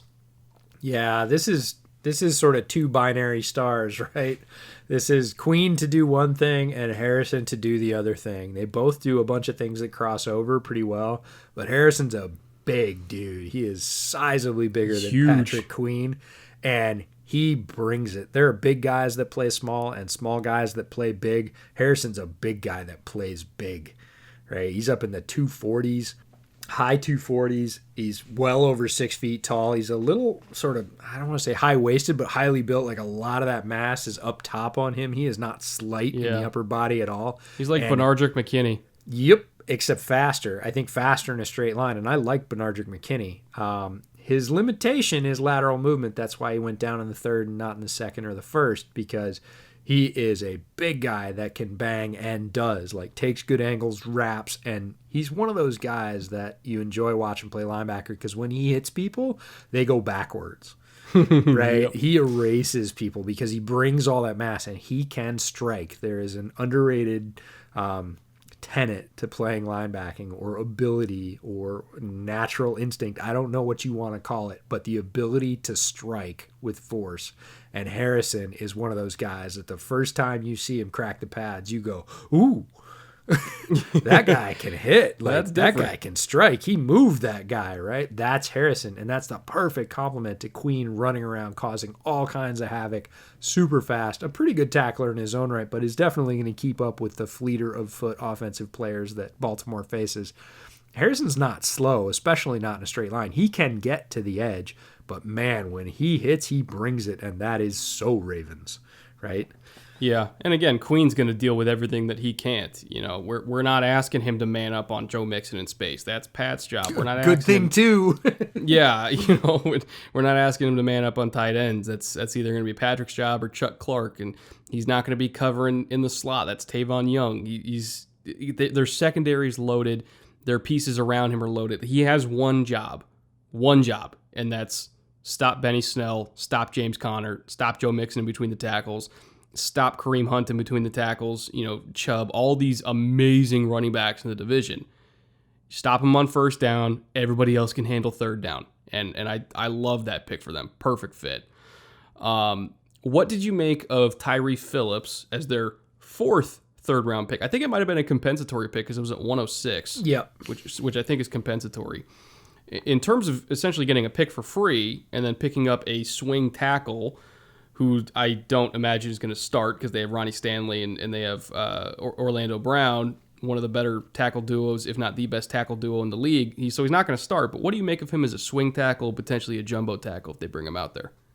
I think that's what he is. I didn't watch him extensively. I have seen him, and I think he is that third tackle. He's a big dude out of Mississippi State, and he fits that sort of, again, Ravens big dude model, right? There were people that really shied away from Orlando Brown, right? Because he ran so poorly famously, and they were like, nope, we'll take him.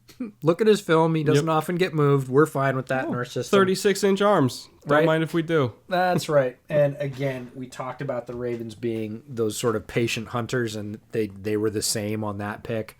Tyree Phillips, I don't know that has that value for them, but again, there's sort of drop-offs and tiers in the tackle class, and if there were a place for him to go where, he doesn't have to start, he doesn't, I don't think, have that kind of talent right now, but he can sit behind two established starters and become that, we need you on the jumbo package for the goal line, or, you're going to be the primary backup to Orlando Brown on that right side.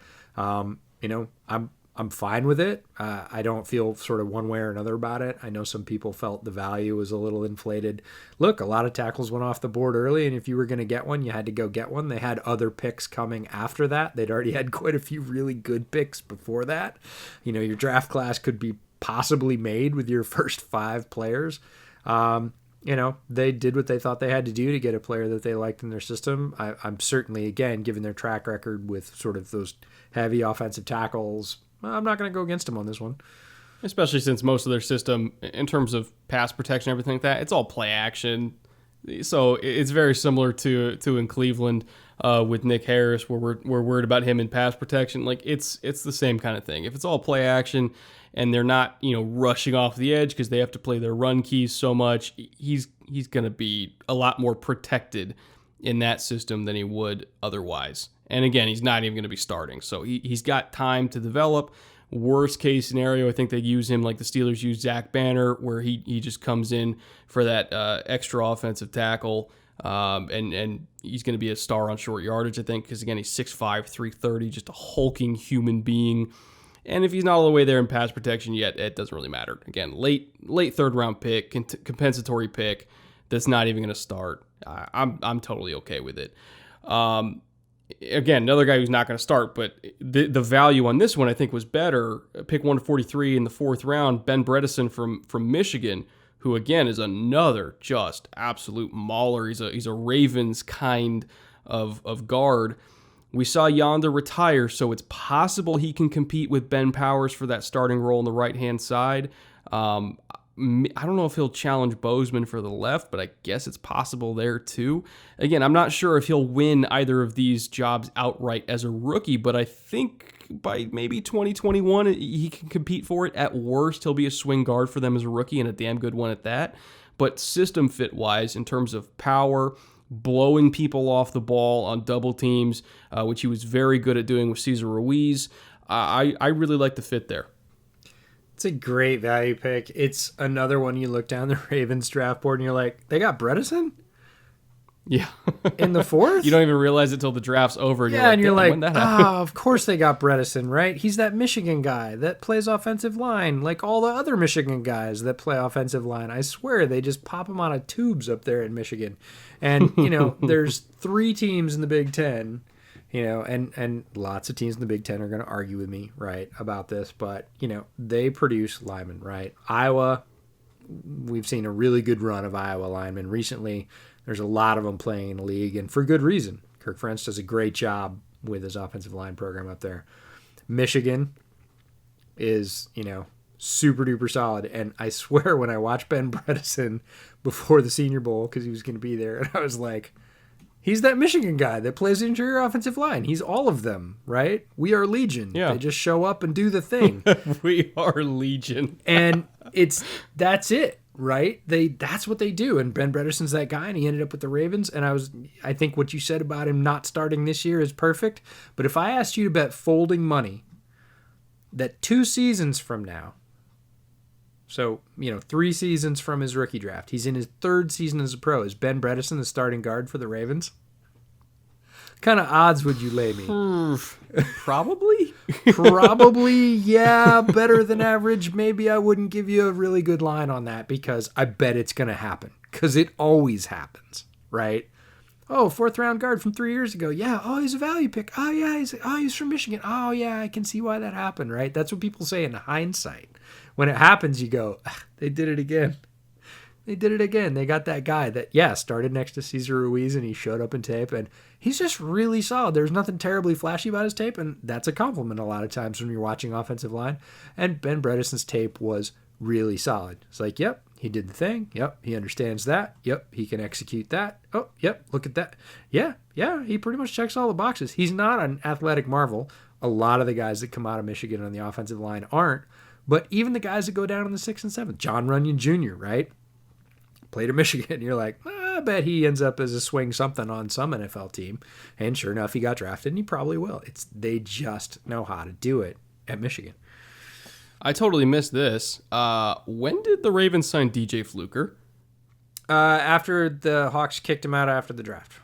Damn. So, man. Okay. Well, then Fluker's probably going to start at right guard, I would imagine. Oh yeah. He's another super Ravens type. Like they just have a million guards now. Sort of. Well, I mean, that's the thing is there's 2 ways that the Ravens get picks. One is by letting them go because they've got 3 more guys in the pipeline behind them, and they're just waiting for a spot to plug one of them in. It's like having shiny new toys all the time. And the other one is, oh, you had an injury to your starting guard like a week before the season? What do you want to give us? Oh, you want to toss us a 4th rounder for, take your pick. Reminds me of the droid salesman in Star Wars, right? Well, we got this one, we got this one, we got this one. This one does this, right? And they, give them away for a 4th or 5th round pick. And the next year, you're like, oh, they had 4 round 3 picks. They had 3 4th round picks. They had 2 5th round picks. Like, how did that happen? Oh, yeah, it was because they gave away that guard like 2 weeks before the season because they had 3 more right behind him. The Ravens know how to do it in terms of draft value. God, they it's funny because in the beginning of the offseason, guard was kind of like their biggest need when Yonder retired, and now they have more than they know what to do with. Yeah, it's amazing how that works out for them every freaking year. Yeah, God. It's people say better lucky than good. Well, the Ravens are lucky Both. Because they're good. Yeah. Oh God, and we're not even done yet. No, round 5. We still got one player I really want to talk about. Broderick Washington Jr. I'm not going to do any kind of justice to. I saw him on Jordan Brooks' tape. Again, didn't stand out to me. But that doesn't mean that, I certainly I didn't scout him very heavily. The Ravens staff, I'm sure, did. And, again, am I going to bet against the Ravens on an interior defensive line pick? I'm probably not at this point. But I don't have a lot to say about Broderick Washington Jr. because he wasn't one of the guys I scouted. Cool, because neither do I. But Well, there we go. I think we both have a lot to say about James Prochet. Yep, that's the from guy. round 6. Yeah, we got to see him at the Senior Bowl. A little bit undersized receiver out of SMU. People pretty much primarily say, oh, he's a slot guy because he's not super tall, and there were a lot of super tall guys in this draft. He's not super fast. There were a lot of super fast guys in this draft. But when you go back to his tape, they played him outside at SMU quite a bit. He got deep quite a bit, I would say, more than pure slot guys tend to. Now, it depends on the scheme. Some schemes send the slot guy deep regularly. Prochet got deep from both spots. Very crafty, very skillsy player, even if you're not going to say toolsy, if you're talking about height, weight, speed being tools, and his ability to cut and run routes and understand leverage and soft spots and zones. He's a very crafty player. Understands all those things very well. And his trump card that really stood out to me when I went back and watched him actually after the Senior Bowl, because I couldn't watch all the wide receivers before the Senior Bowl because there were so many of them, is his hands. He probably has the best hands in this draft. And Lamar's going to love him because he's amazing. He's a little bit faster than you think he is.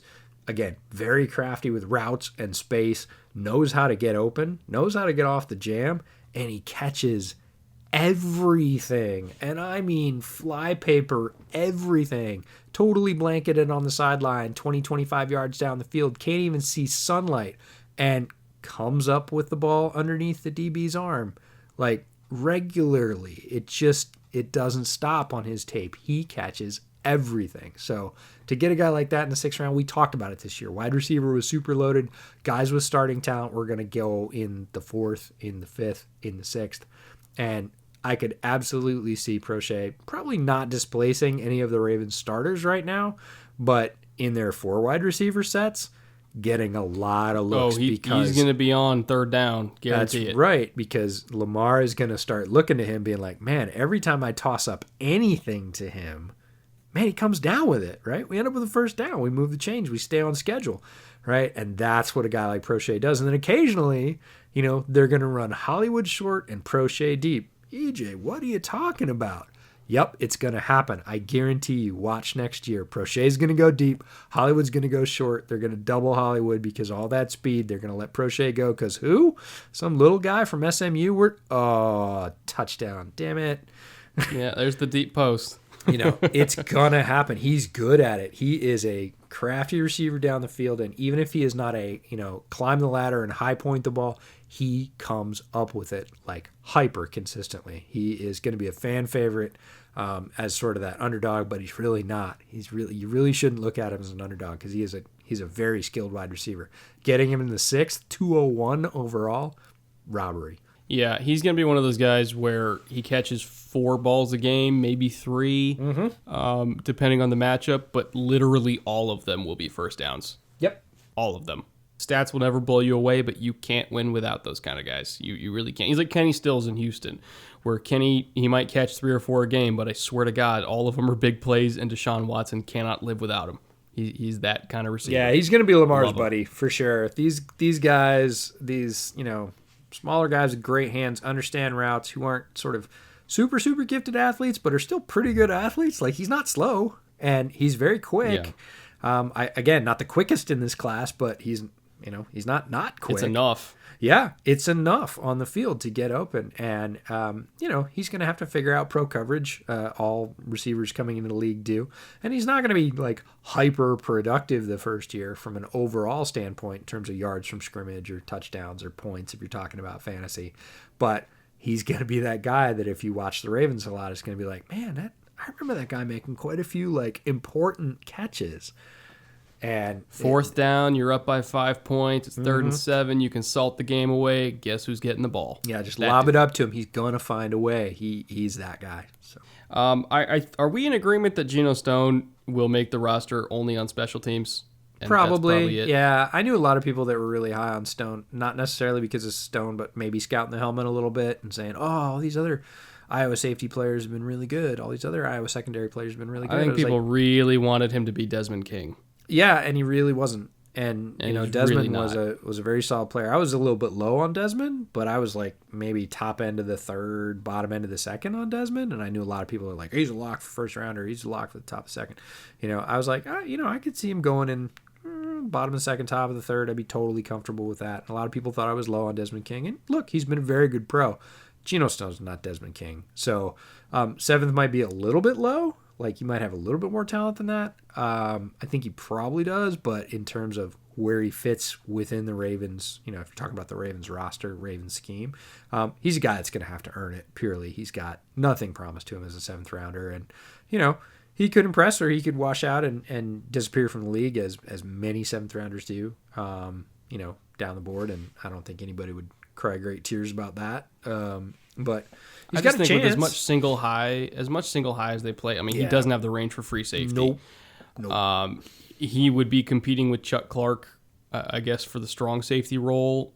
He's not as good as Tavon Young and nickel. Like, I don't really see a path to him starting. Yeah, he's not as versatile as King was. That was one of King's best selling points that I sort of undersold a little bit, was the fact that he had that versatility, that sort of multi-position versatility. Not as much as a guy like Minka, but he definitely had some of that in his game. Geno Stone doesn't show me that as much. I think he's a more limited safety. I think he's definitely, with his range and his size, he's not huge, closer to the line. He's going to have to earn whatever he gets. And, you know, more power to him if he does. I hope he does, right? I hope all these guys succeed. But, you know, again, as to like where you pencil him in, or does he even necessarily make the 53, or is he a practice squad guy? Not really sort of betting on any of that right now. Yeah. But overall, as we said, the Ravens had a phenomenal class. Yeah, top to bottom. I mean, again, even in the first five, just loaded. Like Queen, Dobbins, Madubuike, Devin Duvernay, and Malik Harrison. Like, you could stop there, and then they go ahead and add, you know, Bredesen, Phillips, Prochet, guys down the board that could really be significant adds for this team. And that's just the draft isn't an exact science. We all know that. If you have a 30 to 40% hit rate, you're doing really well. It's hard to look at that class and say that they won't at least meet that standard. It's old money getting richer off dividends compared to the Cincinnati Bengals striking big in the lottery and hoping that they invest wisely. That might be the best segue that you've ever laid down. I just got to say that. It's true, though. It is true. It's also true that was a tremendous segue, and hats off to you, sir. That was fantastic. Well, here's what the Bengals got in that lottery when they finally hit the Powerball. Landed Joe Burrow first overall, one of the better quarterbacks we've seen coming out in the last decade plus. Probably second only to Andrew Luck, according to a lot of people, myself included. I don't know if you had him as number 2 to Luck, or if you had anybody else above him over the last decade, but that's how high I was on him. And then you have T. Higgins in the second round, where there were some guys that I had a slightly higher grade on, but I think pairing him with Burrow, when you look at his skill set, again, makes a lot of sense. Totally fine with that pick. And I am going to kind of go a little bit out of order here because I want to group all of their young linebackers together. Logan Wilson in the third, Akeem Davis-Gaither in the fourth, and Marcus Bailey in the seventh. That is a starting linebacking core that's going to grow up together and play together for a very long time. Fifth round pick, Khaled Kareem, favorite of the show since forever. And then round 6, Hakeem Adeniji, offensive tackle out of Kansas. So they only had 7 players here, but all of them, or at least most of them, high impact players. We'll start with Burrow, and I do want to ask you, other than Andrew Luck, or even maybe not even Andrew Luck, did you have any grade on a quarterback higher than Joe Burrow since 2012? I'm as sure about Burrow as I can be about quarterbacks coming out of college. And if you asked me to bet on somebody not sucking at the quarterback position, and people go, well, he's a first-round pick. Fine, go back and look at all the first-round picks at quarterback in the last 10 years. Go back, look at them all. There's a bunch of them that sucked. There's a bunch of them, easily more than half, that you would not pick anywhere near the first round again. Easily more than half. right? So betting on a first round quarterback is not a sure thing, right? Are you telling me that EJ Manuel wasn't a lock? I'm telling you that pick didn't look good when they made it and didn't look good after that, right? Lots of people do things, even at the high end, EJ Manuel a little bit farther down, even at the high end of round one. It's questionable, right? We had high end of round one this year. You're not super sure about Justin Herbert, right? We're going to talk about that when we get to the AFC West, but you're not sold on that. If I asked you, like, if you will bet your life savings on, again, a high round quarterback working out, look, Justin Herbert, high round pick in the first round. You sure he's going to make it? If you give me Herbert or Burrow, right? That's not the same stratosphere. Like Burrow, I am, like I said, as sure as any quarterback coming out of college for a long time. And it's because he does a multitude of things well. And this draft, as all high QB drafts do, hinges around Burrow. If Burrow's great, this is a great draft. If Burrow absolutely bombs out, I don't think he will. Look, we stand for Burrow on this podcast with good reason. You did a film room about him with good reason. When I sat at your house and we watched all the LSU tape, I was like, watch the fact that he's a psycho killer. And you're like, what are you talking about? I was like, if you miss him, if you rush and you miss him, he will kill you every time. Like 90% of the time, he does the exact right thing that will hurt the most if you miss him. Lots of guys. Lots and lots and Thanos, lots. man. Should have aimed for the head. That's right. That's right. And a lot of guys in college will not do that. Like, you miss them, and they may make a play, but it's usually by busting out with their feet. They get skittish, their eyes come down, and maybe they're great athletes, and they dodge a couple guys, and they pick up 15, 20 yards. And that's a great play in college. Certainly keeps your offense on schedule.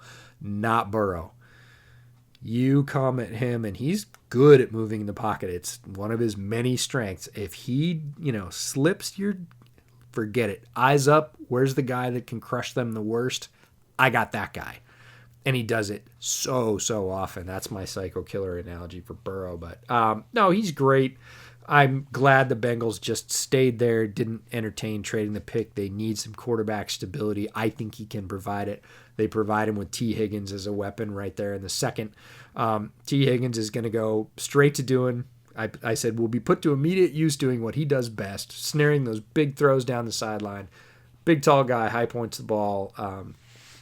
Did it in college, is going to do it. Again, wearing orange for the Bengals.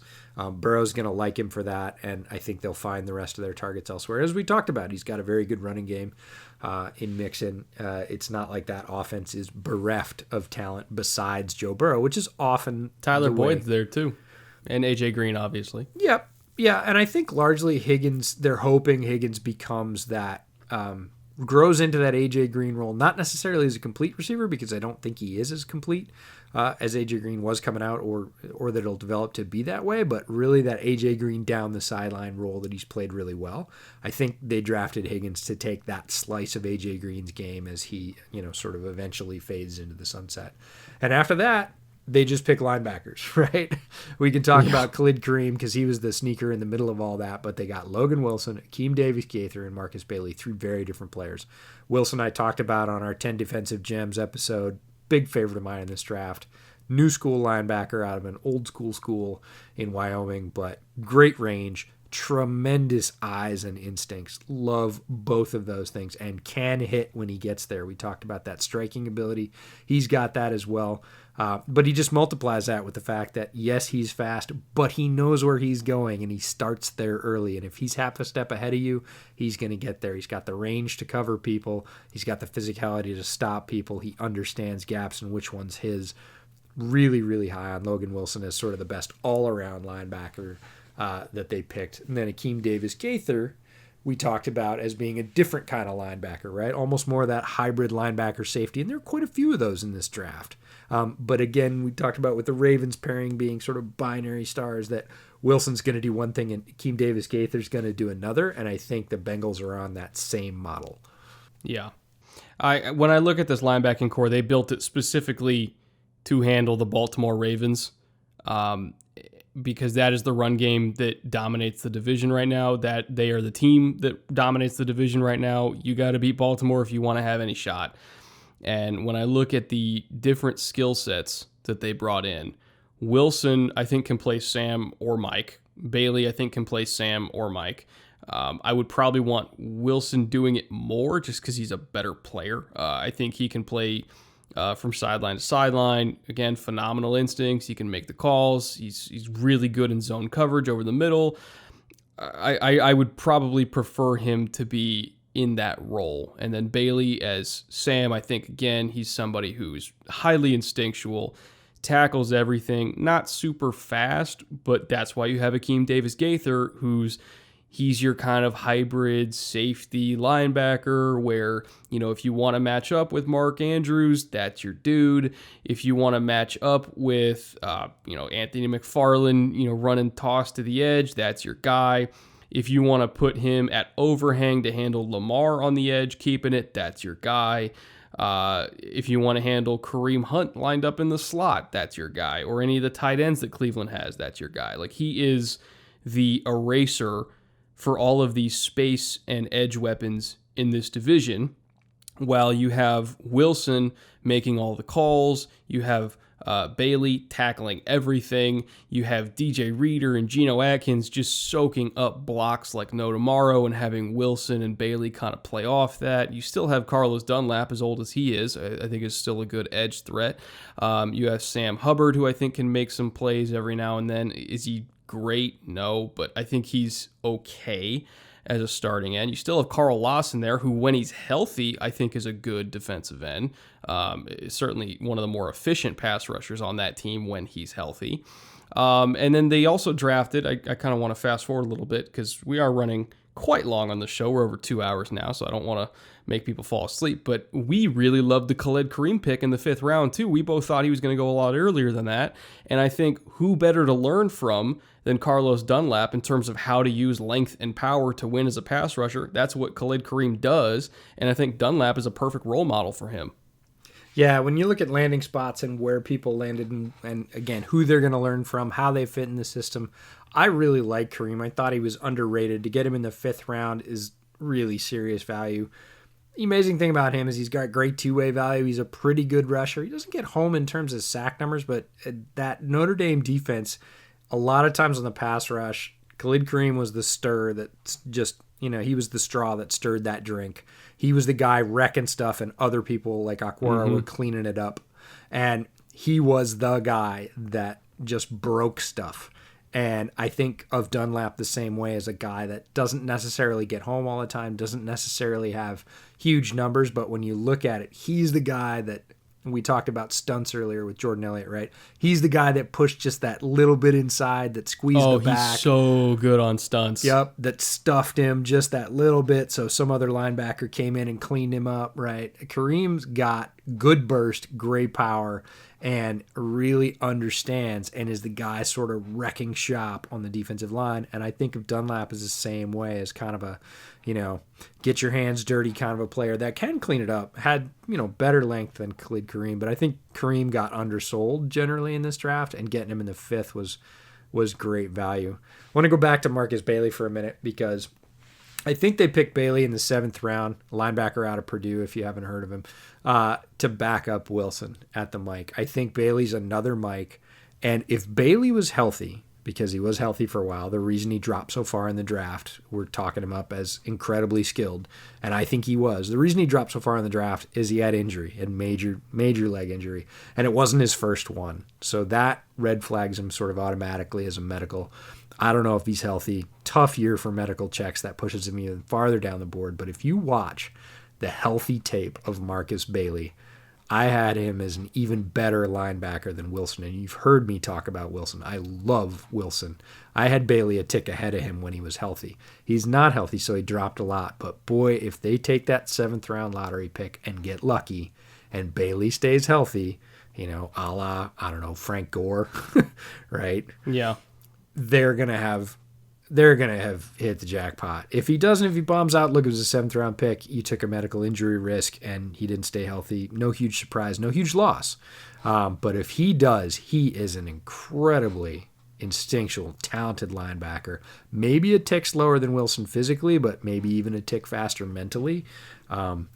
Really, really good player that very few people know the name of because he dropped so far and he was injured, so he's sort of out of the pre-draft process and didn't get a lot of highlights. But don't sleep on Bailey. Khalid Kareem's great. And then Hakeem Adeniji we got to see at the Senior Bowl. I would call him athletic and toolsy and, sort of needing development. Other than that, how would you talk about Adenji's game?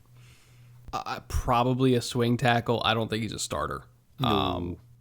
I would hope not. I would hope that your team is not starting Hakeem Adenji in the pros next year. That would be that would be a sad state of affairs. Idea. Yeah, you would be giving up some things. He didn't have the most consistent Senior Bowl, but he athletically he's all there, right? He has everything you need. It's everything else that's right, the problem. Right. It doesn't all come together. But if you're looking for if you're trusting your line coach and looking for a toolsy player to develop, and the best you can do is a 6th round pick.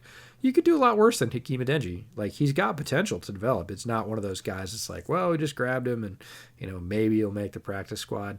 That may be the thing, but I could see Adenji working into it because, again, he's not gifted, right? He has lots of tools. I do want to ask you one question because I forgot to ask you before. And since this linebacker trio, I think, other than Burrow, is the highlight of this class, the thing that I'm most excited about watching develop, other than Burrow, are these linebackers.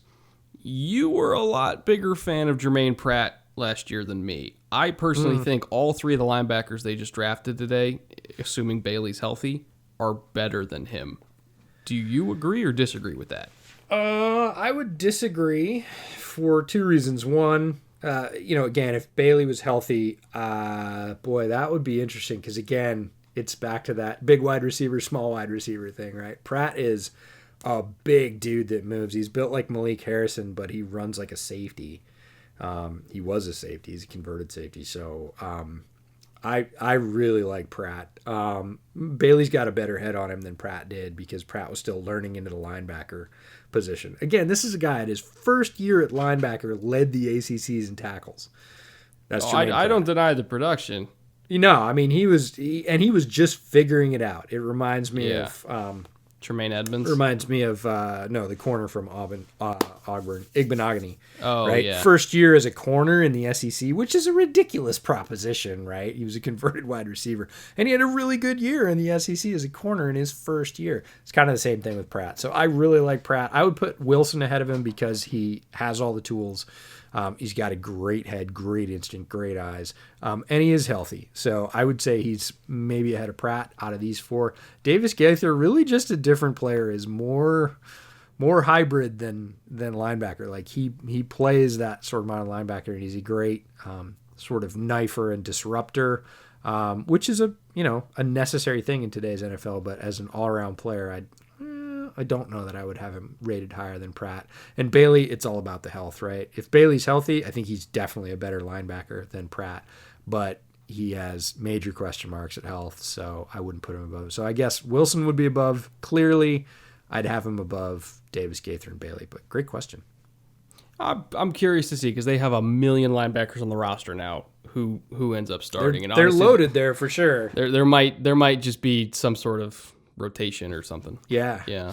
But anyway, great class. Again, Burrow, he's that dude. Higgins, he's that dude. Logan Wilson, Akeem Davis Gaither, Marcus Bailey, exciting young linebacker trio. Khalid Kareem, extremely valuable late round edge that went honestly way later than he should have. And Adeniji, toolsy swing tackle, maybe? But either way, overall, it's a franchise-changing class, even if only Burrow hits. If nobody else hits, as long as Burrow does, it's a phenomenal draft. So well done by them. Well done by everybody in the AFC North, really. One of the stronger divisions in the NFL in terms of total draft haul. I was not disappointed by any of their classes whatsoever. They all did a phenomenal job. And I want to thank you guys for kind of hanging in here with us. I know we're close to 2 hours and 15 minutes here. Very long episode, our longest episode we've ever done, but we had a lot of players to go over. We had a lot of quote-unquote hot takes to give.